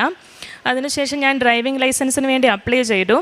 ആദ്യത്തെ എക്സാംസൊക്കെ എനിക്ക് വളരെ ഈസി ആയിട്ട് കിട്ടി. ലാസ്റ്റ് ഫൈനൽ ടെസ്റ്റ് വന്നപ്പോൾ 5 പ്രാവശ്യവും ഞാൻ ഫൈനൽ ടെസ്റ്റിന് പോയിട്ട് പൊട്ടി. എനിക്ക് എന്ത് ചെയ്തിട്ടും എനിക്കത് അങ്ങ് ആക്സെപ്റ്റ് ചെയ്യാൻ പറ്റുന്നില്ല. എൻ്റെ കോൺഫിഡൻസിലായിരുന്നു ഞാൻ വിശ്വസിച്ചുകൊണ്ടിരുന്നത്. അപ്പം not by merit but by grace എന്നുള്ള രീതിയിൽ ഞാൻ മാതാവിനോട് പറഞ്ഞു, മാതാവേ, ഇപ്രാവശ്യം ഞാൻ പോകുമ്പോൾ ഞാൻ പാസ്സാവുകയാണെങ്കിൽ അത് ഞാൻ ഇവിടെ വന്ന് തീർത്ഥാടന ഉടമ്പടി എടുത്തുകൊള്ളാമെന്ന് മാതാവിന് ഞാൻ വാക്ക് കൊടുത്തു. പക്ഷേ ഞാൻ ഇപ്രാവശ്യം എക്സാമിന് പോകുമ്പോൾ എനിക്ക് എന്തെങ്കിലും മാതാവിൻ്റെ ഇടപെടൽ എനിക്ക് വ്യക്തമായിട്ട് മാതാവ് കാണിച്ചു തരണമെന്നും കൂടെ ഞാൻ പ്രാർത്ഥിച്ചിരുന്നു. തൽഫലമായി എനിക്ക് മോർണിംഗ് 8 AM എക്സാം ഷെഡ്യൂൾ ചെയ്തിരുന്നത്. അന്നേ ദിവസം ആ എക്സാമിനർ താമസിക്കുകയും, അത്രയും നാളും എനിക്കൊരു ഫീമെയിൽ എക്സാമിനറാണ് എനിക്ക് എക്സാമിനായിട്ട് വന്നിരുന്നത്. പക്ഷെ അന്ന് മാത്രം ആ എക്സാമിനർ താമസിക്കുകയും 8:30 എൻ്റെ എക്സാം പോസ്റ്റ്പോൺ ചെയ്യുകയും അതിനുശേഷം ഒരു മെയിൽ ഇൻസ്ട്രക്ടർ വരികയും എനിക്ക് എക്സാം നടത്തുകയും ചെയ്തു. അങ്ങനെ അപ്രാവശ്യം ഞാൻ ഡ്രൈവിംഗ് ലൈസൻസ് കിട്ടി, ഞാൻ പാസ്സായി. ഇനി ഞങ്ങളുടെ പ്രേഴ്സർ പ്രവർത്തനം ജില്ലാ ആശുപത്രികളിലും മെഡിക്കൽ കോളേജുകളിലും പോയി അക്രൈസ്തവരായവരെ കണ്ടെത്തി യുവജനങ്ങൾക്കും യുവാക്കൾക്കും ഞങ്ങൾ പത്രം കൊടുത്തുകൊണ്ടിരിക്കുന്നു. പിന്നെ ഞങ്ങളുടെ മുൻപിൽ കൈനീട്ടുന്ന ആരെയും ഞങ്ങൾ വെറുതെ വിടാറില്ല. അതുപോലെ ഡ്രസ്സ്, ഭക്ഷണം, ഞങ്ങൾ ജില്ലാ ആശുപത്രികളിൽ ഫുഡ് ഉണ്ടാക്കി കൊടുക്കുകയും അവിടെ ഒരു അനാഥ മന്ദിരമുണ്ട്. എല്ലാ ആഴ്ചകളിലും ഞങ്ങൾ 3-4 പേരുണ്ട്. ഞങ്ങൾ എല്ലാ ആഴ്ചകളിൽ ഒരു ദിവസം പോയി അവിടെ സേവനം അനുഷ്ഠിക്കുകയും അവർക്ക് വേണ്ടതെല്ലാം ഞങ്ങൾ ചെയ്തു കൊടുക്കുകയും ചെയ്തു പോരുന്നു. പിന്നെ നേർച്ച വസ്തുക്കളുടെ ഉപയോഗം മൂലം എനിക്ക് ഭയങ്കര അലർജിയായിരുന്നു. ഒരു വണ്ടി പോയാൽ മതി, അല്ലെങ്കിൽ ഒരു മടൽ മുറ്റത്ത് വീണാൽ മതി, എന്തെങ്കിലും ഒന്നും വേണമെന്നില്ല. ചിലപ്പോൾ എഴുന്നേറ്റ് വന്നു കഴിയുമ്പോൾ ദേഹം മുഴുവൻ തടിച്ചു പൊങ്ങി പെട്ടെന്ന് ശ്വാസമുട്ട് വരുമായിരുന്നു. 10-20 വർഷമായിട്ട് ഞാൻ ശ്വാസമുട്ടും കൊണ്ട് ഒത്തിരി വിഷമിച്ചു. ഒത്തിരി മരുന്നുകൾ കഴിച്ചു, ഒരു മാറ്റവും ഉണ്ടായില്ല. മരുന്ന് കഴിക്കുമ്പോൾ കുറയും, പിന്നെ വരും. ഇപ്പം ഞാൻ ഉടമ്പടി വസ്തുവായ തൈലവും ഉപ്പും കഴിച്ച് എനിക്കിപ്പോൾ ഒരു കൊല്ലത്തോളമായിട്ട് യാതൊരുവിധ മരുന്നും ഞാൻ ഉപയോഗിക്കുന്നില്ല. അതുപോലെ തന്നെ ഞങ്ങളുടെ ആത്മീയമായിട്ടും ഞങ്ങൾക്ക് വളരെ ഉയരുവാൻ സാധിച്ചു.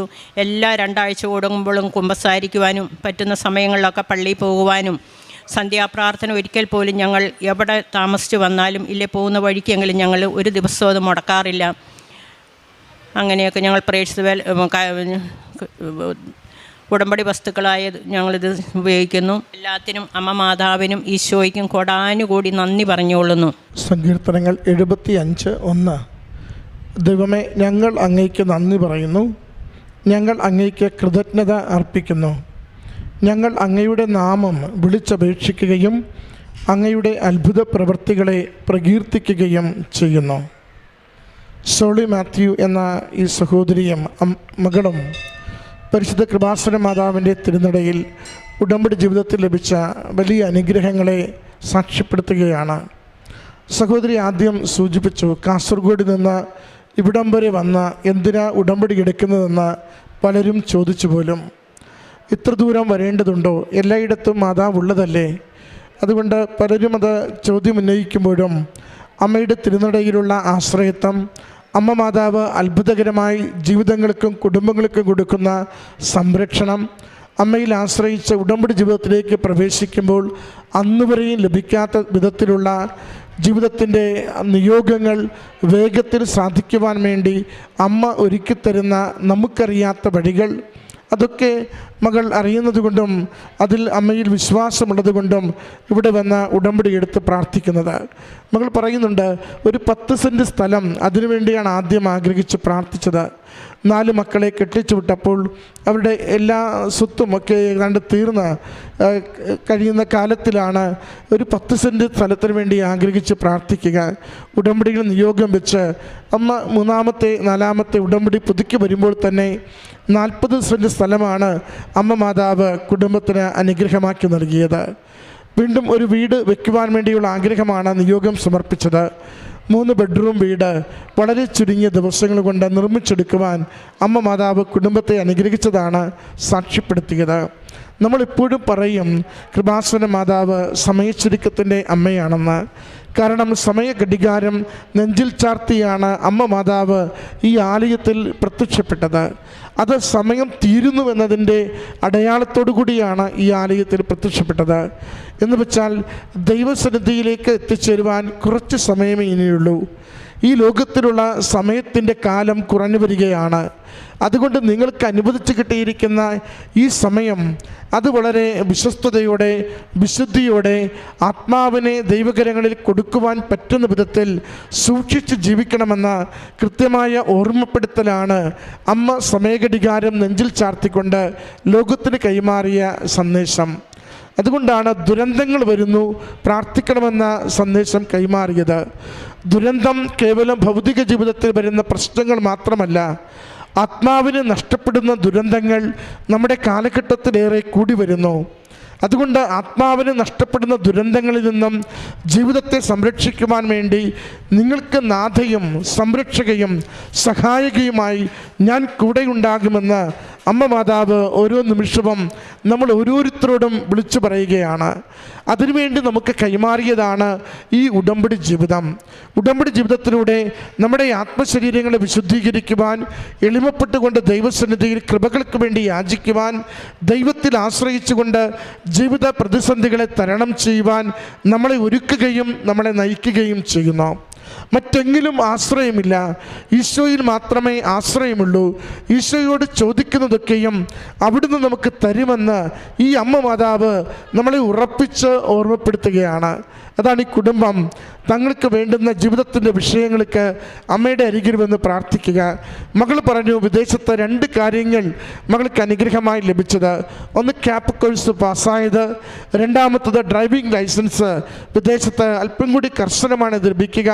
അതിൻ്റെ ക്ലേശങ്ങളൊന്നുമില്ലാതെ ആ അവസാനത്തെ തവണ അത് അടയാളം കൊടുത്തുകൊണ്ട് തന്നെ അമ്മ മാതാവ് അത് വിജയിക്കുവാൻ അനുഗ്രഹം നൽകിയത്. ഓരോ ഉടമ്പടി ജീവിതവും ദൈവത്തിന് ലഭിക്കുന്ന ഒരു അനുഗ്രഹമാണ്. കാരണം ഒരാത്മാവിനെ ദൈവത്തിന് സ്വന്തമാക്കുവാൻ വേണ്ടി ഈ നാളുകളിൽ ദൈവം അനുവദിച്ചു നൽകിയ അമ്മ മാതാവിലൂടെ ഓരോരുത്തരെയും ദൈവത്തിന് നേടിയെടുക്കുന്ന പദ്ധതിയാണ് ഉടമ്പടി ജീവിതം. അതുകൊണ്ട് ഓർക്കണമേ, ഈ ചുരുങ്ങിയ സമയത്തിൽ ദൈവത്തിന് എത്തിച്ചേരുവാൻ പറ്റുന്ന വിധത്തിൽ നമ്മൾ ശാരീരിക ആത്മീയ വിശുദ്ധീകരണത്തിലൂടെ ദൈവനാമത്തെ മഹത്വപ്പെടുത്തുവാൻ അവിടുന്ന് ആഗ്രഹിക്കുന്നു. അതായിരിക്കണം നമ്മുടെ ഏറ്റവും പ്രധാനപ്പെട്ട ലക്ഷ്യം. ഭൗതികമായ നന്മകൾ സ്വീകരിക്കുന്നതിനൊപ്പം നമ്മുടെ ആത്മാവ് ദൈവത്തിന് കൊടുക്കും വിധം ജീവിക്കുമെന്ന ഓരോ ദിവസവും ഓരോ നിമിഷവും നമുക്ക് ഉറപ്പ് കൊടുക്കുവാനാവണം. അതുകൊണ്ടാണ് ലോകത്തിൻ്റെ എല്ലാ ഇടങ്ങളിൽ നിന്നും ഇന്ന് ഈ ആലയത്തിലേക്ക് മക്കൾ എത്തിച്ചേർന്ന് ഉടമ്പടി എടുത്തുകൊണ്ട് ദൈവനാമത്തെ മഹത്വപ്പെടുത്തി ആയിരിക്കുന്ന ഇടങ്ങളിലൊക്കെയും ദൈവത്തിൻ്റെ പ്രേക്ഷിതരായി, മരിയൻ പ്രേക്ഷിതരായി നന്മ പ്രവൃത്തികളിലൂടെ ദൈവനാമത്തെ മഹത്വപ്പെടുത്തുന്നത്. നാം ചെയ്യുന്ന ചെറിയ ചെറിയ കാരുണ്യ പ്രവൃത്തികളാവാം, നാം കൃപാസനം പത്രം കൊടുത്തുകൊണ്ട് നാം ചെയ്യുന്ന വിശ്വാസ പ്രേക്ഷിത പ്രവർത്തനങ്ങളാകാം. ദൈവത്തിൻ്റെ അക്കൗണ്ടിലേക്ക് നമ്മുടെ ആത്മാവിനെ സ്വീകരിക്കുവാൻ നിക്ഷേപം ചേർക്കുകയാണെന്ന് ഓർമ്മയുണ്ടാവണം. അതുകൊണ്ട് ഉടമ്പടി ജീവിതം ദൈവാനുഗ്രഹത്തിൻ്റെ ജീവിതമാണ്, ദൈവം കയ്യൊപ്പ് ചാർത്തുന്ന ജീവിതമാണ്, നിത്യതയിലേക്ക് നമ്മളെ വേഗത്തിൽ ചേർത്ത് പിടിക്കുന്ന ഒരു ജീവിതക്രമമാണ്. ഈ കുടുംബത്തിന് ലഭിച്ച ഈ നന്മകൾക്ക് അമ്മ മാതാവിനും തിരുക്കുമാരനും നന്ദി പറഞ്ഞുകൊണ്ട് നമ്മുടെ ജീവിതങ്ങളെയും കൂടുതൽ ശുദ്ധീകരിക്കണമേ എന്ന് പ്രാർത്ഥിച്ച് കരങ്ങളടിച്ച് ഈ സാക്ഷ്യം സമർപ്പിക്കും. എൻ്റെ പേര് ഉണ്ണികൃഷ്ണൻ, ഞാൻ പാലക്കാട്ട് നിന്ന് വരുന്നു. ഞാൻ താമസിക്കുന്നത് മൂവാറ്റുപുഴ. ഉടമ്പടി എടുക്കാനുള്ള കാരണം എനിക്ക് രോഗസൗഖ്യത്തിനെ പറ്റിയിട്ടാണ്. എനിക്ക് 2024 ഏപ്രിൽ 13-ാം തീയതിയാണ് ഞാൻ ഉടമ്പടി എടുത്തത്. ഉടമ്പടി എടുക്കാനുള്ള കാരണം എനിക്ക് 14 വർഷമായിട്ട് മലത്തിൽ കൂടെ രക്തം പോകുമായിരുന്നു. ഞാൻ കാരണം അതുകൊണ്ടല്ല, ഉടമ്പടി എടുക്കാനുള്ള കാരണം എനിക്ക് കൈ ഇവിടെ നിന്ന് ഇങ്ങനെ ഇത്രയേ പൊക്കാൻ പറ്റുള്ളൂ, ഇവിടെ നിന്ന് ഇങ്ങോട്ട് പൊങ്ങില്ലായിരുന്നു. അപ്പോൾ ഞാൻ മേസ്തിരി പണിക്കാരനാണ്, താമസിക്കുന്നത് മൂവാറ്റുപുഴയിലാണ്. അപ്പോൾ പണിയാണെങ്കിൽ ഈ കൈ ഇങ്ങനെ ആയിക്കൊണ്ട് എനിക്ക് പണിയാൻ പറ്റാത്ത തരമായി. അങ്ങനെ ആയിരിക്കുന്ന സമയത്ത് നമ്മുടെ വീടിൻ്റെ അടുത്തുള്ള ഒരു ചേച്ചി ഇവിടെ കൃപാസന തൈലം എനിക്ക് തേച്ച് തരുകയും എന്നിട്ട് അത് പ്രാർത്ഥിച്ച് തേച്ച് തന്നു. എനിക്കൊരു അരമണിക്കൂർ കഴിയുമ്പോഴേക്കും തന്നെ എനിക്ക് ഇതുകൊണ്ട് മാറി. എനിക്ക് സാധാരണ പണ്ടത്തെ മാതിരിയായി. നടക്കാൻ പറ്റില്ല, പണിയാൻ പറ്റില്ല. ഇത്ര പൊക്കത്തിൽ കയറി നിന്ന് കഴിഞ്ഞാൽ തന്നെ കൈയും കാലൊക്കെ ഭയങ്കര പറയും. അങ്ങനെയൊക്കെ ആയിരുന്നു. അതെല്ലാം എനിക്ക് ശരിയായി തയ്ച്ചു തന്നപ്പോൾ. അപ്പോൾ ഞാൻ പറഞ്ഞു, അങ്ങനെ ചേച്ചി ഇത് എവിടെയാണ്? അപ്പോൾ എനിക്ക് ഈ ഉടമ്പടി എടുക്കുന്നതിന് മുമ്പ് ഈ കൃപാസനം എന്താ, അതുമാതിരി ഈ പത്രം എനിക്ക് കിട്ടിയിട്ടില്ല, ഒന്നും അറിയില്ല, എവിടെയാണെന്നൊന്നും അറിയില്ല. ഞാൻ അങ്ങനെ എന്നാൽ ചേച്ചി എപ്പോഴാണ് പോകണമെന്ന് ചോദിച്ചു. ഞാനങ്ങനെ പോകുമ്പോൾ ഞാൻ നിന്നോട് പറയാം, അപ്പോൾ വന്നാൽ മതി എന്ന് പറഞ്ഞു. ഞാൻ അത് കഴിഞ്ഞ് അങ്ങനെ ചേച്ചി പറഞ്ഞു. അങ്ങനെ ഏപ്രിൽ മാസം 13-ാം തീയതി ഞാൻ 24 ഏപ്രിൽ 14-ാം തീയതി വന്നു, ഉടമ്പടി എടുത്തു. ഉടമ്പടി എടുക്കാനായിട്ട് ഇവിടെ ആൾക്കാർ കയറി വന്ന് ഇവിടെ എത്തുമ്പോഴേക്കും എനിക്ക് മുല്ലപ്പൂവിൻ്റെ മണം കിട്ടി. മുല്ലപ്പൂവിൻ്റെ മണം. അപ്പോൾ എനിക്ക് ഈ മുല്ലപ്പൂവിൻ്റെ മണം എന്താണെന്നുള്ളതൊന്നും എനിക്കൊന്നും അറിയില്ല. അപ്പോൾ ഒരു പിടിയില്ല. അപ്പോൾ പിന്നെ അതിന് ശേഷം ഉടമ്പടിയിൽ ഇരിക്കുന്ന സമയത്ത് ഈ സാക്ഷികളൊക്കെ കേൾക്കുമ്പോഴാണ് ഉടമ്പടി എടുക്കുന്നത് എല്ലാവർക്കും ഈ മുല്ലപ്പൂവിൻ്റെ മണം കിട്ടും എന്നൊക്കെ പറയും. അപ്പോഴാണ് എൻ്റെ ദൈവമേ, എൻ്റെ മാതാവേ, മാതാവ് എനിക്ക് അനുഗ്രഹം തന്നായിരുന്നു അന്ന് എന്നുള്ള എനിക്ക് തോന്നൽ വന്നത്. അങ്ങനെ ഞാൻ ഉടമ്പടി എടുത്ത് കഴിഞ്ഞ് ഞാൻ ആദ്യം ഉടമ്പടിയിൽ വെച്ചത് ഒന്നാം നിയോഗം വെച്ചത്, അങ്ങനെ എനിക്ക് എന്ത് രോഗമാണ്, ഞാനും ഈ ടെസ്റ്റ് ചെയ്തില്ലായിരുന്നു ഈ രക്തം വരുന്നത് എന്താണെന്നുള്ളതെന്ന്. അത് പറഞ്ഞ സാമ്പത്തിക പ്രശ്നവും ഓരോരോ പ്രശ്നം കൊണ്ട് ടെസ്റ്റ് ചെയ്തില്ലായിരുന്നു. ദൈവത്തിൻ്റെ ഇതുകൊണ്ടായിരിക്കും എനിക്ക് ടെസ്റ്റ് ചെയ്യാൻ തോന്നാതിരുന്നതും. അത് സാമ്പത്തിക പ്രശ്നം കൊണ്ട് അങ്ങനെയൊക്കെ ആയിരുന്നു. പിന്നെ അത് ഉടമ്പടി വെച്ചിട്ടുണ്ടായിരുന്നു, എനിക്ക് എന്ത് രോഗമാണെങ്കിൽ മാറ്റി തരണം മാതാവേ എന്ന് വെച്ചിട്ടുണ്ടായിരുന്നു. അത് കഴിഞ്ഞ് രണ്ടാം ഇത് വെച്ചു, എനിക്ക് പണിയാൻ ആരോഗ്യം തരണം എന്നുള്ളത് വെച്ചിട്ടുണ്ടായിരുന്നു. എനിക്ക് അങ്ങനെ പണിയാൻ എനിക്ക് ആ ഫസ്റ്റ് തന്നെ തൈലം തേച്ചപ്പോൾ തന്നെ എനിക്ക് കുറവുണ്ടായിരുന്നു. അങ്ങനെ എന്നിട്ട് ഇതിൻ്റെ 1.5 വർഷം വരെ ഞാൻ ഡോക്ടറെ കാണിച്ചു. ഈ കൈ പൊക്കാൻ പറ്റാത്ത എന്തുകൊണ്ടാണെന്ന് പറഞ്ഞ് നല്ല ഡോക്ടറിനെ കാണിച്ചത്, പ്രൈവറ്റിൽ പോയിട്ട്. അങ്ങനെ കാണിച്ച് അപ്പോൾ എനിക്ക് മരുന്ന് കഴിച്ച് മതിയായി. 1.5 വർഷത്തോളം കഴിച്ചു. അപ്പോൾ എന്താ ഡോക്ടർ എന്താണെങ്കിലും പറ, എനിക്ക് ആരും ചോദിക്കാനൊന്നും ആരുമില്ല, സാറ് പറഞ്ഞോ, എന്ത് കുഴപ്പമാണെങ്കിൽ കുഴപ്പമില്ല പറഞ്ഞോ എന്ന് പറഞ്ഞു. അപ്പോൾ ഒരു ഭാഗം തളർന്നു പോകാനുള്ള സാധ്യതയുണ്ട് എന്ന് പറഞ്ഞു. അപ്പോൾ ഞാനിനി എന്നെ ചെയ്യണമെന്ന് പറഞ്ഞിരിക്കുമ്പോഴാണ് ഈ ചേച്ചി എന്നെ കാണുന്നതും. പിന്നെ ആയുർവേദത്തിന് കഴിഞ്ഞ മുമ്പ് ആയുർവേദം കാണിക്കുകയോ ചെയ്തു. അങ്ങനെ ഈ ചേച്ചിയെ കണ്ടു. ചേച്ചി അങ്ങനെ എന്നിട്ട് എനിക്ക് ഇത് തേച്ചൊന്ന് കുറവായി. അങ്ങനെ ആയപ്പോൾ പിന്നെ എന്തിനാണ് ഈ കടലാസൊക്കെ ഇവിടെ വെക്കുന്നതിനാ, ഈ ഡോക്ടറെ 1.5 വർഷം കാണിച്ച് ഈ കടലാസൊക്കെ ഇവിടെ എനിക്ക് വെക്കുന്നതിനാന്ന് വിചാരിച്ച് ഈ കടലാസ് മൊത്തം എക്സ്റേ എടുത്തതും ഈ കടലാസുകളെല്ലാം എടുത്ത് ഞാനത് കത്തിച്ച് കളഞ്ഞതിൻ്റെ ആവശ്യമില്ലല്ലോ. ഇനി എന്നതിന് എനിക്ക് എൻ്റെ മാതാവുണ്ട്, ഞാൻ ഉടമ്പടിയിലല്ലേ, ഇനി എനിക്കിതിൻ്റെ ആവശ്യമില്ല പറഞ്ഞ് ഞാൻ കത്തിച്ച് കളഞ്ഞു. അങ്ങനെ ആയിട്ടിരിക്കുന്ന സമയത്ത് കുറച്ച് നാൾ കഴിഞ്ഞ് ആകുമ്പോഴേക്കും എനിക്ക് ഒരു സൈഡ് കൈ മരപ്പും ഈ കാലിൻ്റെ ഒരു സൈഡ് മരപ്പാണു. അപ്പോൾ ഞാനിങ്ങനെ, എൻ്റെ ദൈവമേ, ഞാനിനി എന്നെ ചെയ്യണേ, ഞാൻ അച്ഛനെ കാണണമെങ്കിൽ എന്തെങ്കിലും രേഖ വേണം, ഡോക്ടറെ കാണിച്ചതിന് നീ വേണം, ഒറ്റൊന്നും എൻ്റെ കയ്യിലില്ല, ഇനി എന്നെ ചെയ്യണമെന്ന് പറഞ്ഞിരിക്കുമ്പോഴേക്കും എനിക്ക് അന്ന് രാത്രി എനിക്ക് സ്വപ്നം കാണുക, നീ ആശുപത്രിയിൽ പോയിട്ട് സമറിൻ വാങ്ങിച്ചിട്ട് നീ അച്ഛനെ കാണ്, എന്നാലും അത് ശരിയാവുള്ളൂ എന്ന് പറഞ്ഞ് എനിക്ക് സ്വപ്നം കണ്ടു. അത് ശരിയായിരുന്നില്ല എൻ്റെ ദൈവമേ. അങ്ങനെ ഞാൻ എന്നിട്ട് ഡോക്ടറെ കാണാമെന്നില്ല, ആശുപത്രിയിൽ പോയിട്ട് വിവരം പറഞ്ഞു, അങ്ങനെ എനിക്ക് അങ്ങനെ ഇതിൻ്റെ സമറിൻ വേണമെന്ന് പറഞ്ഞ് അപ്പോൾ എഴുതി കൊടുക്കണം പറഞ്ഞു. അങ്ങനെ എഴുതി കൊടുത്ത് സമറിൻ വാങ്ങിച്ച് അങ്ങനെ ഇവിടെ അച്ഛനെ കണ്ടു. അച്ഛൻ എനിക്ക് തൈലം തേച്ച് തരുകയും ഒരു കാശിരവും തരുകയും എല്ലാം ശരിയാകട്ടെന്ന് പറഞ്ഞു. അങ്ങനെ അതിനുശേഷം എനിക്ക് ഈ മരവിപ്പ് എല്ലാതും രോഗസൗഖ്യം അതിനെനിക്ക് ശരിയായി. ഇപ്പോൾ എല്ലാം ശരിയായി. അത് കഴിഞ്ഞ് അപ്പോൾ അതിൻ്റെ ഇടയിൽ ഈ രക്തം പോക്ക് എപ്പോഴാണ് ഇത് മാറിയെന്ന് എനിക്ക് ഒരു പിടിയും കിട്ടിയില്ല. അങ്ങനെ രക്തം പോക്ക് മാറി. പിന്നെ എന്നിട്ട് കുറേ നാൾ കഴിഞ്ഞപ്പോൾ ഈ ഒരു 3-4 മാസം മുമ്പ് വന്ന് ഉടമ്പടി പുതുക്കാനായിട്ട് വന്ന സമയത്ത് സാക്ഷ്യം എഴുതി കൊടുക്കണമുള്ളവർ എഴുതി കൊടുക്കട്ടോ എന്ന് പറഞ്ഞു. ഞാൻ എഴുതി കൊടുത്ത സമയത്ത് എനിക്ക് ഈ രക്തം പോക്ക് മാറി എന്നുള്ള പേര് ഞാൻ വിട്ടുപോയി. അത് മാതാവിനോട് ഞാൻ ക്ഷമ ചോദിക്കുന്നു. അങ്ങനെ ഞാൻ ആ കാര്യം വിട്ടുപോയി. അത് കാരണം എനിക്ക് പിന്നെ എന്നിട്ട് 1 വർഷവും 3 മാസവും കഴിയുമ്പോഴേക്കും പിന്നെ അതേമാതിരി എനിക്ക് രക്തം വരാൻ തുടങ്ങി. അപ്പോഴാണ് ഞാൻ ഓർക്കണേ, എൻ്റെ മാതാവേ, ഞാൻ ഈ കാര്യം ഞാൻ സാക്ഷ്യത്തിൽ എഴുതാൻ വിട്ടുപോയല്ലോ, ഞാൻ എന്ത് തെറ്റാ ചെയ്തത് എൻ്റെ ദൈവമേ എന്ന് പറഞ്ഞ് ഞാൻ കരഞ്ഞ് പ്രാർത്ഥിച്ചു. അന്ന് ഞാനിനി ആൾക്കാരിൽ നിന്ന് സാക്ഷ്യം പറഞ്ഞോളാം മാതാവേ, ഇനി എനിക്കത് കാണരുത് എന്ന് പറഞ്ഞ് ഞാൻ പറഞ്ഞു. എൻ്റെ മാതാവ് അന്ന് കണ്ടതല്ലാതെ പിന്നെ എനിക്ക് ആ രക്തം വരവ് ഉണ്ടായിട്ടില്ല ഇത്ര നാളും. അങ്ങനെ എനിക്ക് ആ രോഗസൗഖ്യം എനിക്ക് മാറി കിട്ടി. ഇപ്പോൾ എനിക്ക് അതുമാതിരി വീട്ടിൽ ഞാനിവിടെ തനിച്ചാണ് താമസിക്കുന്നത്. മൂവാറ്റുപുഴയിൽ തനിച്ച് താമസിക്കുന്ന സമയത്ത് ഒരു ദിവസം ഞാൻ ചോറിൻ്റെ ഞാൻ നേരത്തെ കിടക്കും. 9 മണിയാകുമ്പോഴേക്ക് പ്രാർത്ഥനയൊക്കെ കഴിഞ്ഞ് 7 മണിക്ക് പ്രാർത്ഥന തുടങ്ങി നേരത്തെ ബൈബിളൊക്കെ വായിച്ചിട്ട് കഴിഞ്ഞ് ഞാൻ 9 മണിയാകുമ്പോഴേക്ക് കിടക്കും. നേരത്തെ എണിക്കാനുള്ളതല്ല എന്ന് പറഞ്ഞ് 4 മണിക്ക് എണിക്കുകയും ചെയ്യും. അപ്പോൾ നേരത്തെ കിടക്കാൻ പോകുമ്പോൾ അപ്പോൾ കൊതുവല ഇട്ടിട്ടുണ്ട്. കൊതുവല കിടക്കുന്ന കട്ടിലിൻ്റെ അവിടെ കൊതുവല ഇട്ടിട്ടുണ്ട്.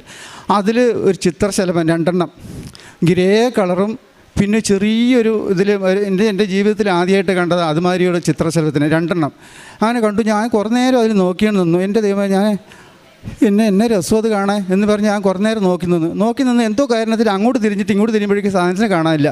ഈ 2 എണ്ണത്തിനെയും കാണാനില്ല. എൻ്റെ ദേഹം അങ്ങനെ മരച്ചുപോയി.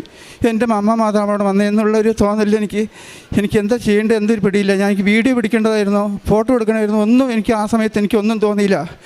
എന്നാ ചെയ്യണം എൻ്റെ ദൈവമേ, ഞാൻ എന്ത് വീഡിയോ പിടിക്കായിരുന്നു എന്നുള്ള ഞാൻ എന്ത് മണ്ടത്തരേ ചെയ്തേ എന്നുള്ള തോന്നൽ വന്നു.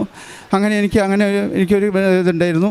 പിന്നെ അതിന് ശേഷം ഇവിടുന്ന് ഫസ്റ്റ് ഞാൻ പറഞ്ഞു ഇവിടെ കയറി വന്നപ്പോൾ തന്നെ മുല്ലപ്പൂവിൻ്റെ മണം കിട്ടിയെന്ന് പറഞ്ഞിട്ടുണ്ടായിരുന്നല്ലോ. അത് കഴിഞ്ഞ് പിന്നെ എനിക്ക് ഒരു 3 പ്രാവശ്യം അവിടെ എവിടെയും ഇല്ല, അവിടെ എവിടെയും ഒരു പൂവിൻ്റെ ഒരു പൂച്ചെടി പോലും എവിടെയില്ല. 3 പ്രാവശ്യം അവിടെ നിന്ന് കിട്ടി എനിക്ക്. വൈകുന്നേരം സമയത്ത് 3 പ്രാവശ്യം അവിടെയും മുല്ലപ്പൂവിൻ്റെ മണം എനിക്ക് കിട്ടിയായിരുന്നു. അങ്ങനെ അത് കഴിഞ്ഞു. പിന്നെ പണിതുകൊണ്ടിരിക്കുമ്പോൾ ഇത്ര പൊക്കത്തിൽ കയറി നിൽക്കാൻ പറ്റാത്ത ഇതായിരുന്നു നേരത്തെ. ഉടമ്പടി എടുത്ത് കഴിഞ്ഞ് ആകുമ്പോഴേക്കും 3ാമത്തെ നിലൻ്റെ മുകളിൽ നിന്ന് പണിയണം. 3ാമത്തെ നിലയുടെ മുകളിൽ ഭിത്തിയുടെ മുകളിൽ കയറി നിന്ന് പണിതു. അതിൻ്റെ കാരണം വെച്ചാൽ ഫ്രണ്ടിലേക്ക് ഷോകൾ ഒരു 2 അടി നീളത്തിന് ഷോകൾ പൊങ്ങി കയറി വരണം. അപ്പോൾ ഷോകൾ പൊങ്ങി കയറി വരണമെങ്കിൽ അപ്പുറത്ത് കറക്റ്റായിട്ട് കയറി വരണമെങ്കിൽ ഈ ഭിത്തിയുടെ മുകളിൽ കയറി നിൽക്കണം. ഇല്ലയെന്ന് വെച്ചാൽ താഴത്തുനിന്ന് മുതൽ നിലയിട്ട് മുകളിലേക്ക് കയറണം. അപ്പോൾ അവർ പറഞ്ഞു നിലയിട്ട് തരണം ചോദിച്ചു. ഒന്നും വേണ്ട, അത് ഞാൻ ഇന്ന് പണിതോളാം ഏട്ടാ എന്ന് പറഞ്ഞു. ഞാൻ അതിന് ഭിത്തിയുടെ മുകളിൽ കയറി നിന്ന് പണിതു. ഭിത്തിയുടെ മുകളിൽ കയറി നിന്ന് പണിത് ഞാൻ ഈ ഏറ്റവും താഴെ ഇറങ്ങി ഞാൻ മുകളിലേക്ക് നോക്കണു. എൻ്റെ ദൈവമേ, അതിൻ്റെ മുകളിലാണ് ഞാൻ കയറി നിന്ന് പണിത് എന്നുള്ള തോന്നലോ. ഞാനല്ല ആ പണിതെന്നുള്ളത് എനിക്ക് നന്നായി അറിയാം. അത് ഞാനല്ല, എൻ്റെ അമ്മ മാതാവ് പണിതെന്നുള്ളത് എനിക്ക് നല്ല ഉറപ്പുണ്ട്. എനിക്ക് അത്രയും കൈകാലം വരയ്ക്കുന്ന ഒരാൾക്ക് അത്രയും മുകളിൽ കയറുന്നത് അത്രയും ധൈര്യത്തിൽ നിന്ന് കയറുന്നത് പണിയാനുള്ള അത് പറഞ്ഞ് വെട്ടുകല്ലാണെന്ന് ഓർക്കണം. വെയിറ്റ് അത്രയും വല്ലതുണ്ടോ അതിൽ നിന്ന് പണിതിട്ട് ഇറങ്ങി ഞാൻ വന്നു. അങ്ങനെ ഒരു ഇത് കിട്ടി. പിന്നെ അതുമാതിരി പിന്നെ ഒരാടെ പണിതുകൊണ്ടിരിക്കുമ്പോൾ ആർച്ച് പണിയുക.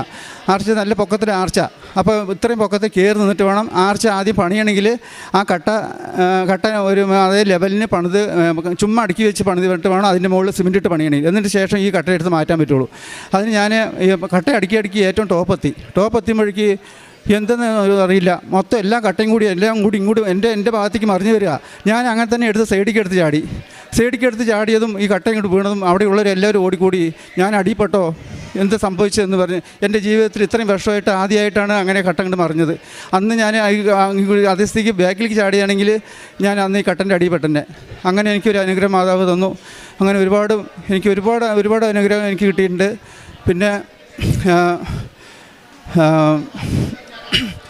പിന്നെ പ്രേക്ഷക പ്രവർത്തനം ഞാൻ ഇവിടുന്ന് പത്രം വാങ്ങിച്ചുകൊണ്ട് പോകും.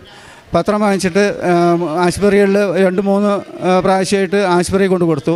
അവിടെ കൊണ്ട് കൊടുക്കുമ്പോഴേക്കും ഈ ന്യൂസ് പത്രം മാതിരി ആൾക്കാരെല്ലാവരും ഈ 2, 4, 5 വീതം കൊണ്ട് കൊടുക്കുക. അപ്പോൾ ഞാൻ രോഗികളുടെ അടുത്ത് പറഞ്ഞു, നിങ്ങൾ എന്തിനാണ് ഈ പത്രം മാസത്തിൽ ഒരു പ്രാവശ്യം മാറ്റാറുള്ളൂ, അത് നിങ്ങൾ ഈ ന്യൂസ് പത്രം മാതിരി ഒരുപാട് വാങ്ങിച്ച് വയ്ക്കണതിനാ, ഒരെണ്ണം വാങ്ങിച്ചാൽ പോരെ, അവർ തിരഞ്ഞെടുക്കും, നിങ്ങൾ വാങ്ങിക്കേണ്ട. അങ്ങനെ നിങ്ങൾ ചേച്ചി എന്തിനാ അങ്ങനെ നിങ്ങൾ ഇത്രയും പത്രം കൊടുക്കണതിനാ, ഒരെണ്ണം അവിടെ ഇത്രയുണ്ട് പറഞ്ഞ് കൊടുക്കണതിനാ എന്ന് പറഞ്ഞ് ഞാനായി അവൻ്റെ കയ്യിൽ നിന്ന് ഞാൻ കുറച്ച് പത്രം വാങ്ങി ഒരെണ്ണം വയ്ക്കി എന്ന് പറഞ്ഞ് ഞാൻ ബാക്കിയുള്ള പത്രം വാങ്ങിച്ചുകൊണ്ട് പോയി. എന്നിട്ട് ഞാൻ വേറെ കൊണ്ട് കൊടുക്കും. അപ്പോൾ ഞാൻ ഇതിനെ ആലോചിച്ചു, ഇനിയിപ്പോൾ പത്രം വാങ്ങിച്ചാൽ ഞാൻ ആശുപത്രി ചെയ്യുന്നില്ല, ഞാൻ അറിയാത്തവർക്ക് കൊടുക്കണം എന്നുള്ളതിൽ അച്ഛൻ പറഞ്ഞിരിക്കുക. അപ്പോൾ ഞാൻ ഓരോ ആൾക്കാരെയും കാണുമ്പോൾ നിങ്ങൾ ചേട്ടൻ്റെ വീട് എവിടെയാണ് അതൊക്കെ അന്വേഷിച്ച് അവർ ഒരുപാട് ദൂരമാണെങ്കിൽ അവിടെ കൃപാസനത്തെ പറ്റി അറിയോ. അപ്പോൾ അങ്ങനെ അറിയാത്ത ഭാഗത്തൊക്കെ ഞാൻ പോയി, എത്ര ദൂരമാണെങ്കിലും അവിടെ പോയി ബസ് ഇറങ്ങി അവിടെ നിന്ന് നടന്ന് വീടുകളിൽ കൊണ്ട് കൊടുത്ത് കടകളിലായിട്ടാണ് കൊടുത്ത് അങ്ങനെ ചെയ്യും. പിന്നെ അത് കഴിഞ്ഞ് നമ്മുടെ രോഗികളെ കാണാനായിട്ട് ഞാൻ പോകാറുണ്ട്. മാസത്തിൽ 1-2 പ്രാവശ്യമൊക്കെ മാസത്തിൽ ഞാൻ പോകും രോഗികളെ കാണാൻ. ആ സമയത്ത് ഒരു അമ്മച്ചിക്ക് ഷുഗർ കൂടിയിട്ട് ബോധമില്ലാതെ കിടക്കണം, മോള് നിന്ന് കരയണു. എന്നാന്ന് ചോദിച്ചപ്പോൾ പറഞ്ഞു, ഇങ്ങനെ അമ്മയ്ക്ക് ഷുഗർ കൂടിയതാ, ബോധമില്ല കിടക്കുക. അപ്പോൾ ഇപ്പോൾ വന്നുള്ളൂ ചോദിച്ചപ്പോൾ ഇപ്പോൾ വന്നുള്ളൂ പറഞ്ഞു. ഞാനൊന്ന് പ്രാർത്ഥിച്ചോട്ടെ ചോദിച്ചു. ഞാനങ്ങനെ ഈ കാശിരൂപം വെച്ച് തൈലം തേച്ച് വിശ്വാസ പ്രമാണം ചൊല്ലി പ്രാർത്ഥിച്ച് 1 മിനിറ്റ് കഴിയുമ്പോഴേക്കും ആ അമ്മച്ചിയുടെ ബോധം തെളിഞ്ഞു. അപ്പോൾ അമ്മയുണ്ട്, പേടിക്കണ്ടാട്ടോ, നീ പേടിക്കൊന്നും വേണ്ട, അമ്മയുണ്ട്, ഞാൻ കൃപാസനം വരിക, അതുകൊണ്ട് അമ്മയുണ്ട്, നീ പേടിക്കൊന്നും വേണ്ട എന്ന് പറഞ്ഞ് അവർ സമാധാനപ്പെടുത്തി വന്നു. എല്ലാ മാസവും ഞാൻ 2 പ്രാവശ്യമായിട്ട് പോകും. പിന്നെ വീട്ടിൻ്റെ അടുത്ത് ഞാൻ താമസിക്കുന്നതിൻ്റെ ആ ചേട്ടന് ഇതുമാതിരി ഇവിടെ നിങ്ങളുടെ രക്തം ബ്ലോക്കായിട്ട് ഓപ്പറേഷൻ 2 കാലിൻ്റെയും ഓപ്പറേഷൻ കഴിഞ്ഞ് വന്ന് കിടക്കുമായിരുന്നു. അപ്പോൾ എന്താ ചോദിച്ചപ്പോൾ അങ്ങനെ പിന്നെ 2 മാസം കിടക്കണം ഉണ്ണി, എന്നാലേ ഇത് നടക്കാൻ പറ്റുള്ളൂ എന്ന് പറഞ്ഞ്. അതൊന്നും വേണ്ട ചേട്ടാ, അതൊക്കെ ശരിക്കും 2 ആഴ്ച കൊണ്ട് ഞാൻ മാറ്റിത്തരാമെന്ന് പറഞ്ഞ് ഞാൻ വൈകുന്നേരം പോകും. വൈകുന്നേരം ഈ തൈലം എടുത്ത് കാശിരവും വെച്ച് വിശ്വാസ പ്രമാണം ചൊല്ലി പ്രാർത്ഥിച്ച് എടുത്തിട്ട് വരും. അപ്പോൾ 1 ആഴ്ച കൊണ്ട് വാക്കറിൽ നടക്കാൻ തുടങ്ങിയ ആൾ. അത് കഴിഞ്ഞ് 2 ആഴ്ച കഴിയുമ്പോഴേക്കും ശരിക്കും വാക്കറൊന്നുമില്ലാതെ ചുമ്മാ നടക്കും. ഞാൻ എന്നാ പറഞ്ഞേ, നിങ്ങൾ എന്നാന്ന് വിചാരിച്ചിരിക്കണേ, കൃപാസന അമ്മനെ പറ്റി എന്താ നിങ്ങൾ വിചാരിച്ചിരിക്കണേ? അവിടെ യേശുവും കൃപാസന അമ്മയും അവിടെ എന്നാന്ന് വിചാരിച്ച് ഏത് നാട്ടിൽ നിന്നൊക്കെ ജനങ്ങൾ വരുന്നതെന്ന് അറിയുമോ എന്നൊക്കെ പറഞ്ഞിട്ട് അയാൾക്ക് ഇതിന് ആദ്യം വിശ്വാസം ഇല്ലായിരുന്നു.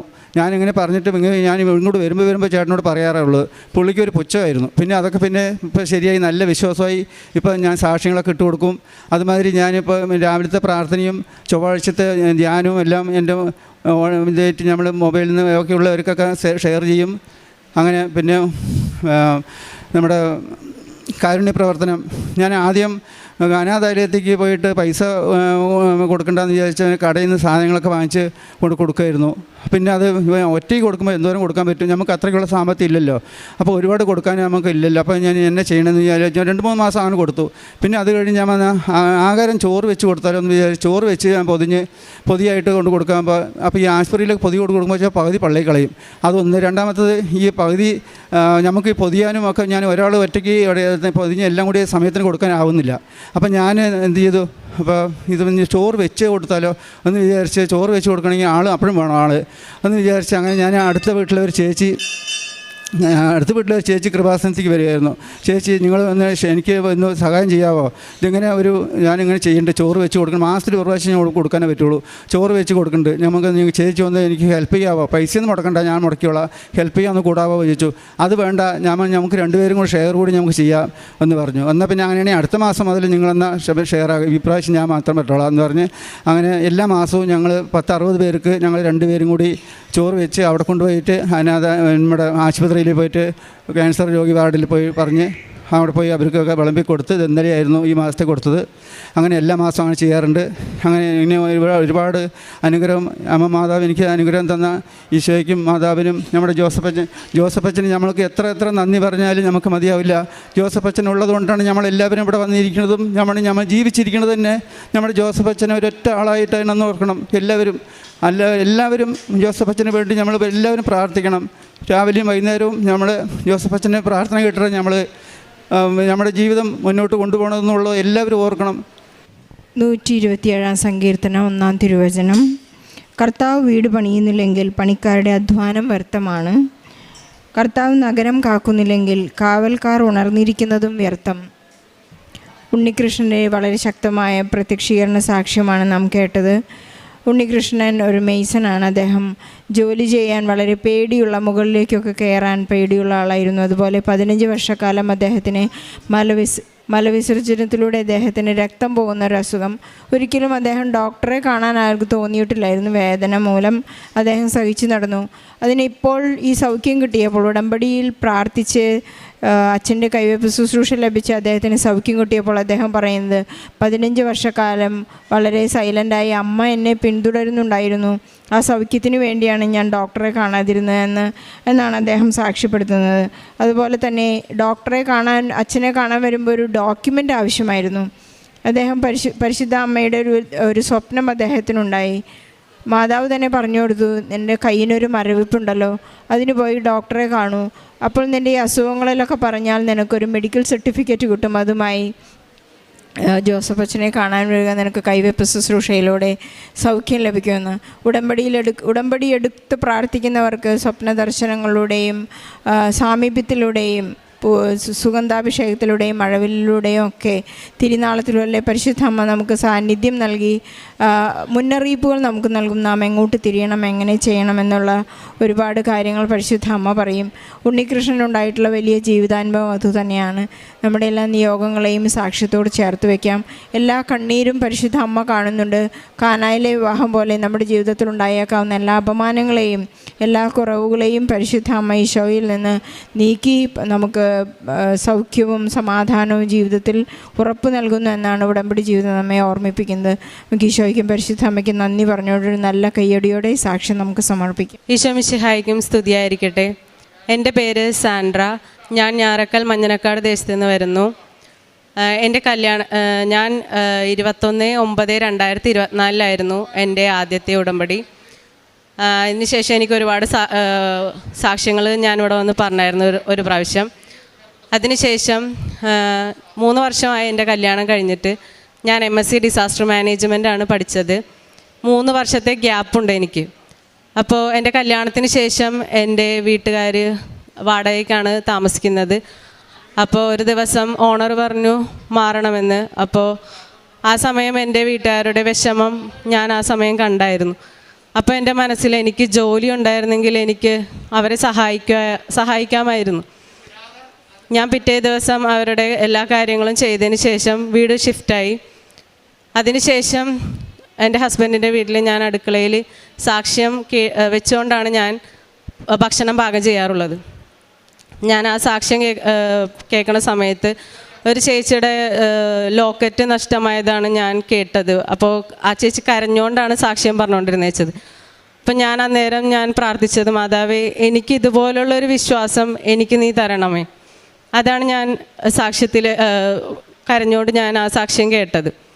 അതിനുശേഷം എനിക്കൊരു കോള് വന്നു. എൻ്റെ ഫ്രണ്ടിൻ്റെ കോളായിരുന്നു.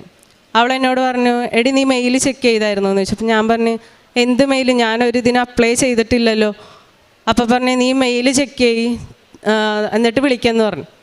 ഞാൻ മെയിൽ ചെക്ക് ചെയ്തപ്പോൾ അതിൽ എനിക്ക് കാണാൻ സാധിച്ചത്, ഞാൻ ഉടമ്പടി എടുത്തത് സെപ്റ്റംബർ 21 ആണ് 2024. ഒക്ടോബറിൽ ഞാൻ ഒരു റെസ്യൂമെ അയച്ചിട്ടുണ്ടായിരുന്നു. ഡിസാസ്റ്റർ മാനേജ്മെൻറ്റ് കൺസൾട്ടൻ്റായിട്ട് ഒരു നോട്ടിഫിക്കേഷൻ വന്നപ്പോൾ. അങ്ങനെ ഞാൻ മെയിൽ ചെക്ക് ചെയ്തപ്പോൾ ഞങ്ങളെ 2 പേരെയാണ് കേരളത്തിൽ നിന്ന് സെലക്ട് ചെയ്തേക്കുന്നത്.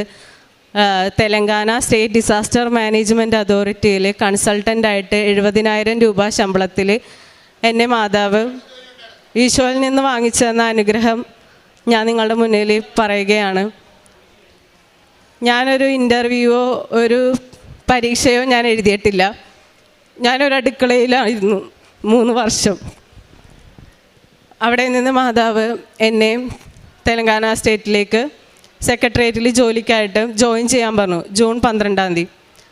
ഞാൻ ജൂൺ 12 എൻ്റെ ഹസ്ബൻഡിനെയും കൊണ്ട് ഞാൻ സെക്രട്ടേറിയറ്റിൽ ചെന്നേക്കണേണ്. അപ്പം ഞാൻ കാശ് രൂപം കൊണ്ടാണ് ഞാൻ ജോയിൻ ചെയ്യണ ഓഫീസിലേക്ക് കടന്നത്. അപ്പം ഞാൻ എൻ്റെ സീനിയർ കൺസൾട്ടൻറ്റ് വന്നു. കൺസൾട്ടൻറ്റ് പറഞ്ഞു, നിങ്ങൾക്ക് ഒരു ഡിസ്ട്രിക്റ്റ് ആയിരിക്കില്ല, 6 ഡിസ്ട്രിക്റ്റ് ചെയ്യണം. അപ്പോൾ ഞങ്ങൾക്ക് തെലുങ്ക് അറിയാൻ പാടില്ല.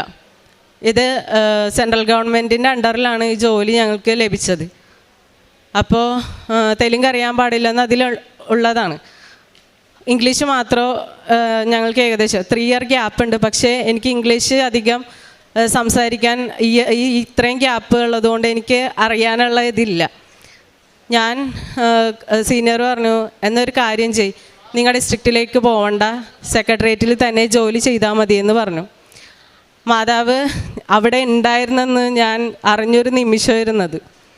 അതിനുശേഷം ഞാൻ ഓരോ മീറ്റിങ്ങിൽ പങ്കെടുക്കാൻ പോകുമ്പോഴും ഞാൻ രാവിലെ പോകുന്ന സമയത്ത് ഞാൻ നാവിലെ ഉടമ്പടി തൈലം വിശ്വാസപ്രമാണം ചൊല്ലി കുരിശ് വരച്ച് എൻ്റെ കാതിലും എൻ്റെ നെറ്റത്തും എൻ്റെ നാക്കിലും പുരട്ടിയാണ് ഞാൻ മീറ്റിങ്ങിൽ അറ്റൻഡ് ചെയ്യാറുള്ളത്.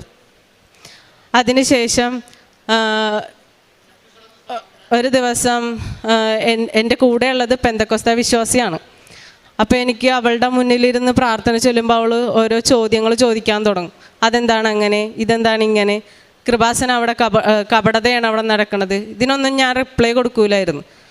അപ്പം ഞാൻ പ്രാർത്ഥിച്ച് എന്നെ ഇവളുടെ മുന്നിൽ എനിക്കൊരു സാക്ഷിയാക്കി മാറ്റണം. അപ്പോൾ വേഗം തന്നെ ഒരു ദിവസം എൻ്റെ 2 മുട്ടുകാലിൽ നീര് വരാൻ തുടങ്ങി. മന്ത് പോലെ എനിക്ക് നീര് വന്നു. അപ്പോൾ ഞാൻ എന്നെ ഓഫീസേഴ്സ് എല്ലാവരും കൂടി ഇൻ്റർനാഷണൽ ഹോസ്പിറ്റലിൽ കൊണ്ട് അഡ്മിറ്റ് ചെയ്ത് 5 ദിവസത്തെ റെസ്റ്റ് പറഞ്ഞു. അത് അവളുടെ ഫ്രണ്ടിൽ വെച്ചാണ് റെസ്റ്റ് പറഞ്ഞിട്ടുണ്ടായിരുന്നത്. ഞാനത് കഴിഞ്ഞ് വന്ന് റൂമിലിരുന്ന് ആദ്യത്തെ ദിവസം ഞാൻ മരുന്ന് കഴിച്ച്, 2ാമത്തെ ദിവസം ഞാൻ ഉടമ്പടി തൈലവും ഇവിടെ നിന്ന് കിട്ടിയ വെഞ്ചിരിച്ച ഉപ്പും ചാലിച്ച് ഞാൻ വിശ്വാസ പ്രമാണം ചൊല്ലി 7 കുരിശിട്ട് ഞാൻ 2 കാലിലും പുരട്ടി കഴിഞ്ഞപ്പോഴത്തേക്കും പിറ്റേ ദിവസം എൻ്റെ കാലിലെ നീര് അപ്രത്യക്ഷമായി. എൻ്റെ മനസ്സിലിരുന്ന് ആരോ പറയണേണ്, അവളുടെ മുന്നിലിരുന്ന് നീ പ്രാർത്ഥിച്ച് നീ ഉടമ്പടി തൈലം പുരട്ടണം. ഞാൻ അതുപോലെ തന്നെയാണ് ചെയ്തത്. അവൾ അതിനെക്കുറിച്ച് എന്നോടൊന്നും ചോദിക്കേണ്ടായിരുന്നില്ല. ഇത്രയും ദൈവം എന്നെ അനുഗ്രഹിച്ചതിന് എനിക്ക് വേണ്ടി മാതാവ് ഈശോയിൽ നിന്ന് വാങ്ങിച്ചെന്ന അനുഗ്രഹത്തിന് 1000 നന്ദി പറയുന്നു. എൻ്റെ പ്രേക്ഷിത പ്രവർത്തനം ഞാൻ സോഷ്യൽ മീഡിയ വഴി കാണുന്ന കാരുണ്യപ്രവൃത്തി എന്ന് പറയുന്നത് സോഷ്യൽ മീഡിയ വഴി കാണുന്ന രോഗികൾക്ക് ഞാൻ പൈസ കൊടുക്കാറുണ്ട്. പിന്നെ പ്രേക്ഷിത പ്രവർത്തനം പത്രം ഞാൻ ക്യാൻസർ വാർഡിലാണ് കൊടുത്തിരുന്നത്. പിന്നെ ഇവിടെ നിന്ന് കൊണ്ടുപോകുന്ന പത്രങ്ങൾ പള്ളികളിലിരിക്കുന്ന കാണുമ്പോൾ അതും ഞാൻ എടുത്ത് കൊടുക്കാറുണ്ട്. പിന്നെ കുമ്പസാരം ഞാൻ 2 ആഴ്ച കൂടുമ്പോഴത്തേക്കും ചെയ്യാറുണ്ട്. പിന്നെ ഇവിടുത്തെ ധ്യാനം ഞാൻ മുടക്കാറില്ല. പിന്നെ ബൈബിൾ വായിക്കും. ഞാൻ ആദ്യത്തെ പ്രാവശ്യം വായിച്ചു കഴിഞ്ഞപ്പോൾ 2ാമത്തെ പ്രാവശ്യം ഞാൻ പകുതി അയക്കണേണ്. മാതാവ് എന്നെ ഇനിയും എൻ്റെ കൂടെ ഉണ്ടാവുമെന്ന് എനിക്ക് നല്ല ഉറപ്പുണ്ട്, എനിക്ക് വിശ്വാസമുണ്ട്. യേശുവേ നന്ദി, യേശുവേ സ്വസ്ത്രം. യെശയ്യാ പ്രവാചകൻ്റെ പുസ്തകം 53:5.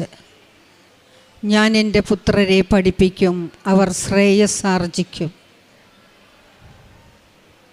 യേശുവിൽ പ്രിയമുള്ളവരെ, സാന്ദ്രമോള് പറയുകയാണ്, ഒരു കുഞ്ഞിനെയും വളർത്തിക്കൊണ്ട് വീട്ടിലിരിക്കുകയാണ്. വിവാഹം കഴിഞ്ഞിട്ട് 22 മെയ്യിലായിരുന്നു വിവാഹം. 3 വർഷക്കാലം അവർക്ക് കുഞ്ഞുങ്ങളില്ലായിരുന്നു. പരിശുദ്ധ അമ്മയോട് നിരന്തരം പ്രാർത്ഥിക്കുകയാണ് കുഞ്ഞിനെ നൽകണമെന്ന്. അങ്ങനെ കുഞ്ഞിൻ്റെ സങ്കടം മാറ്റിക്കൊടുത്തു പരിശുദ്ധ അമ്മ. നിരന്തരം പ്രാർത്ഥനയിലാണ്. ഇതിനുള്ളിൽ മാതാപിതാക്കളുമായിട്ടാണ് ജീവിക്കുന്നത്. ഒരു ജോലി വേണം. ജോലി മേഖലയിൽ വളരെയധികം വർഷക്കാലം തടസ്സങ്ങളായിട്ടിരിക്കുക, പോകാൻ പറ്റുന്നില്ല. വീട്ടിൽ കുഞ്ഞിനെയും നോക്കി മാതാപിതാക്കളുടെ ഇടയിൽ ജീവിക്കുകയാണ്. തനിക്കൊരു ഗവൺമെൻറ് ജോലി വേണമെന്ന് മാത്രമേ മാതാവിനോട് പറയുന്നുള്ളൂ. ഒരു ടെസ്റ്റൊന്നും എഴുതാൻ പോയില്ല. എന്നാൽ ആഗ്രഹിച്ചത് പരിശുദ്ധമ്മ നടത്തി കൊടുക്കുകയാണ്. തെലങ്കാനയിലേക്കാണ് വിട്ടത്, നല്ലൊരു ഗവൺമെൻറ് ജോലിയിലേക്ക്. അവിടെ ഒരു വിശ്വാസമില്ലാത്തൊരു കൂട്ടുകാരിയെ കിട്ടി. ആ കുട്ടിയിലൂടെ പരിശുദ്ധ അമ്മയെ അവിടെ മഹത്വപ്പെടുത്തുകയാണ് അവൾ. മഹത്വപ്പെടുത്തുവാൻ ഒരു അടയാളം കൊടുത്തു.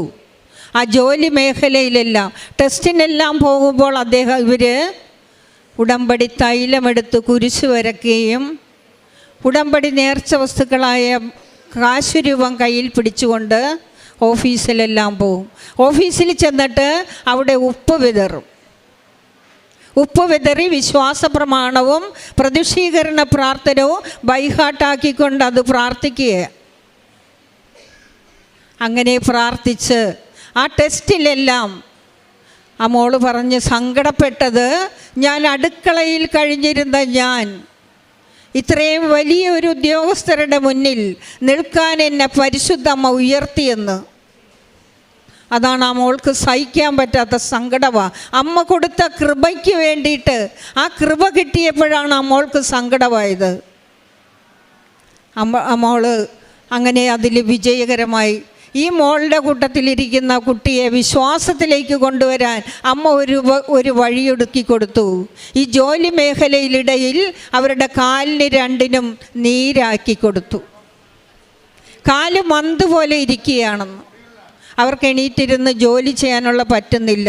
ഉടനെ അവർക്ക് ഹോസ്പിറ്റലിൽ പോകേണ്ടതായിട്ട് വന്നു. അതിന് കൊണ്ടുപോകാൻ ഈ വിശ്വാസമില്ലാത്ത ഈ കൂട്ടുകാരിയെയാണ് കൊണ്ടുപോകുന്നത്. അവർ പറഞ്ഞു, ഈ അമ്മയൊന്നും നിന്നെ സഹായിക്കത്തില്ല, നീ ഇതും കൊണ്ട് നടന്നിട്ട് കാര്യമില്ല, ഹോസ്പിറ്റലിൽ തന്നെ പോവുക. അങ്ങനെ ഹോസ്പിറ്റലിൽ അവളുടെ നിർബന്ധത്തിന് പോയി അവിടെ കൊടുത്ത മരുന്ന് 1 ദിവസം കഴിച്ചു. എന്നാലും സാന്ദ്രയുടെ മനസ്സിൽ പറയുകയാണ്, ആ മോളുടെ മുന്നിൽ വെച്ച് നീ എന്നെ മഹത്വപ്പെടുത്തണമെന്ന് ഈശോ പറഞ്ഞു കൊടുക്കുകയാണ്. ഉടമ്പടി തൈലം 1 ദിവസം മാത്രം 1 ഗുളിക കഴിച്ചുള്ളെന്ന്. പിറ്റേ ദിവസം മുതൽ ഉടമ്പടി തൈലവും ഉപ്പും ചേർത്ത് ആ കാലിൽ പുരട്ടി അത് ആ വിശ്വാസമില്ലാത്ത മോളുടെ മുന്നിൽ വെച്ച് ഈശോയെ മഹത്വപ്പെടുത്തണമെന്ന് സാന്ദ്രയുടെ മനസ്സിൽ പരിശുദ്ധാത്മാവ് തോന്നിച്ചു കൊടുത്തു. സാന്ദ്ര അവരുടെ മുന്നിൽ വെച്ച് 2 ദിവസം ഉടമ്പടി തൈലവും ഉപ്പും തേനും ഉപയോഗിച്ചപ്പോൾ ആ നീര് പെട്ടെന്ന് ചുങ്ങിപ്പോയി. ദൈവമഹത്വം വെളിപ്പെട്ടു. ആ കുട്ടിയുടെ വിശ്വാസം വർദ്ധിച്ചു. ആ വിശ്വാസമില്ലാതിരുന്ന പരിശുദ്ധമ്മയെ കുറ്റപ്പെടുത്തിയിരുന്ന മോൾക്ക് അതൊരു വലിയ വിശ്വാസമായിട്ട് മാറിയെന്ന് സാന്ദ്ര നമ്മോട് പറയുകയാണ്. സാന്ദ്രയ്ക്ക് പറഞ്ഞാലും തീരാത്ത അനുഗ്രഹമാണ് പരിശുദ്ധമ്മ കൊടുത്തത്. പ്രേക്ഷിത പ്രവർത്തനം പത്രങ്ങളെല്ലാം വീടുകളിൽ കൊണ്ടുചെന്ന് കൊടുക്കുമായിരുന്നു. അനാഥാലയത്തിൽ ചെന്ന് ഭക്ഷണങ്ങളും വസ്ത്രങ്ങളും അവർക്ക് കഴിയുന്ന സാമ്പത്തിക സഹായങ്ങളൊക്കെ എല്ലാം കൊടുത്തു പോരുന്നു. പരിശുദ്ധമ്മ കൊടുത്ത ഈ വൻകൃപയ്ക്ക് ഈശോയ്ക്ക് നമുക്ക് നന്ദി പറയാം, 1000 നന്ദി പറയാം, കരങ്ങളടിച്ച്.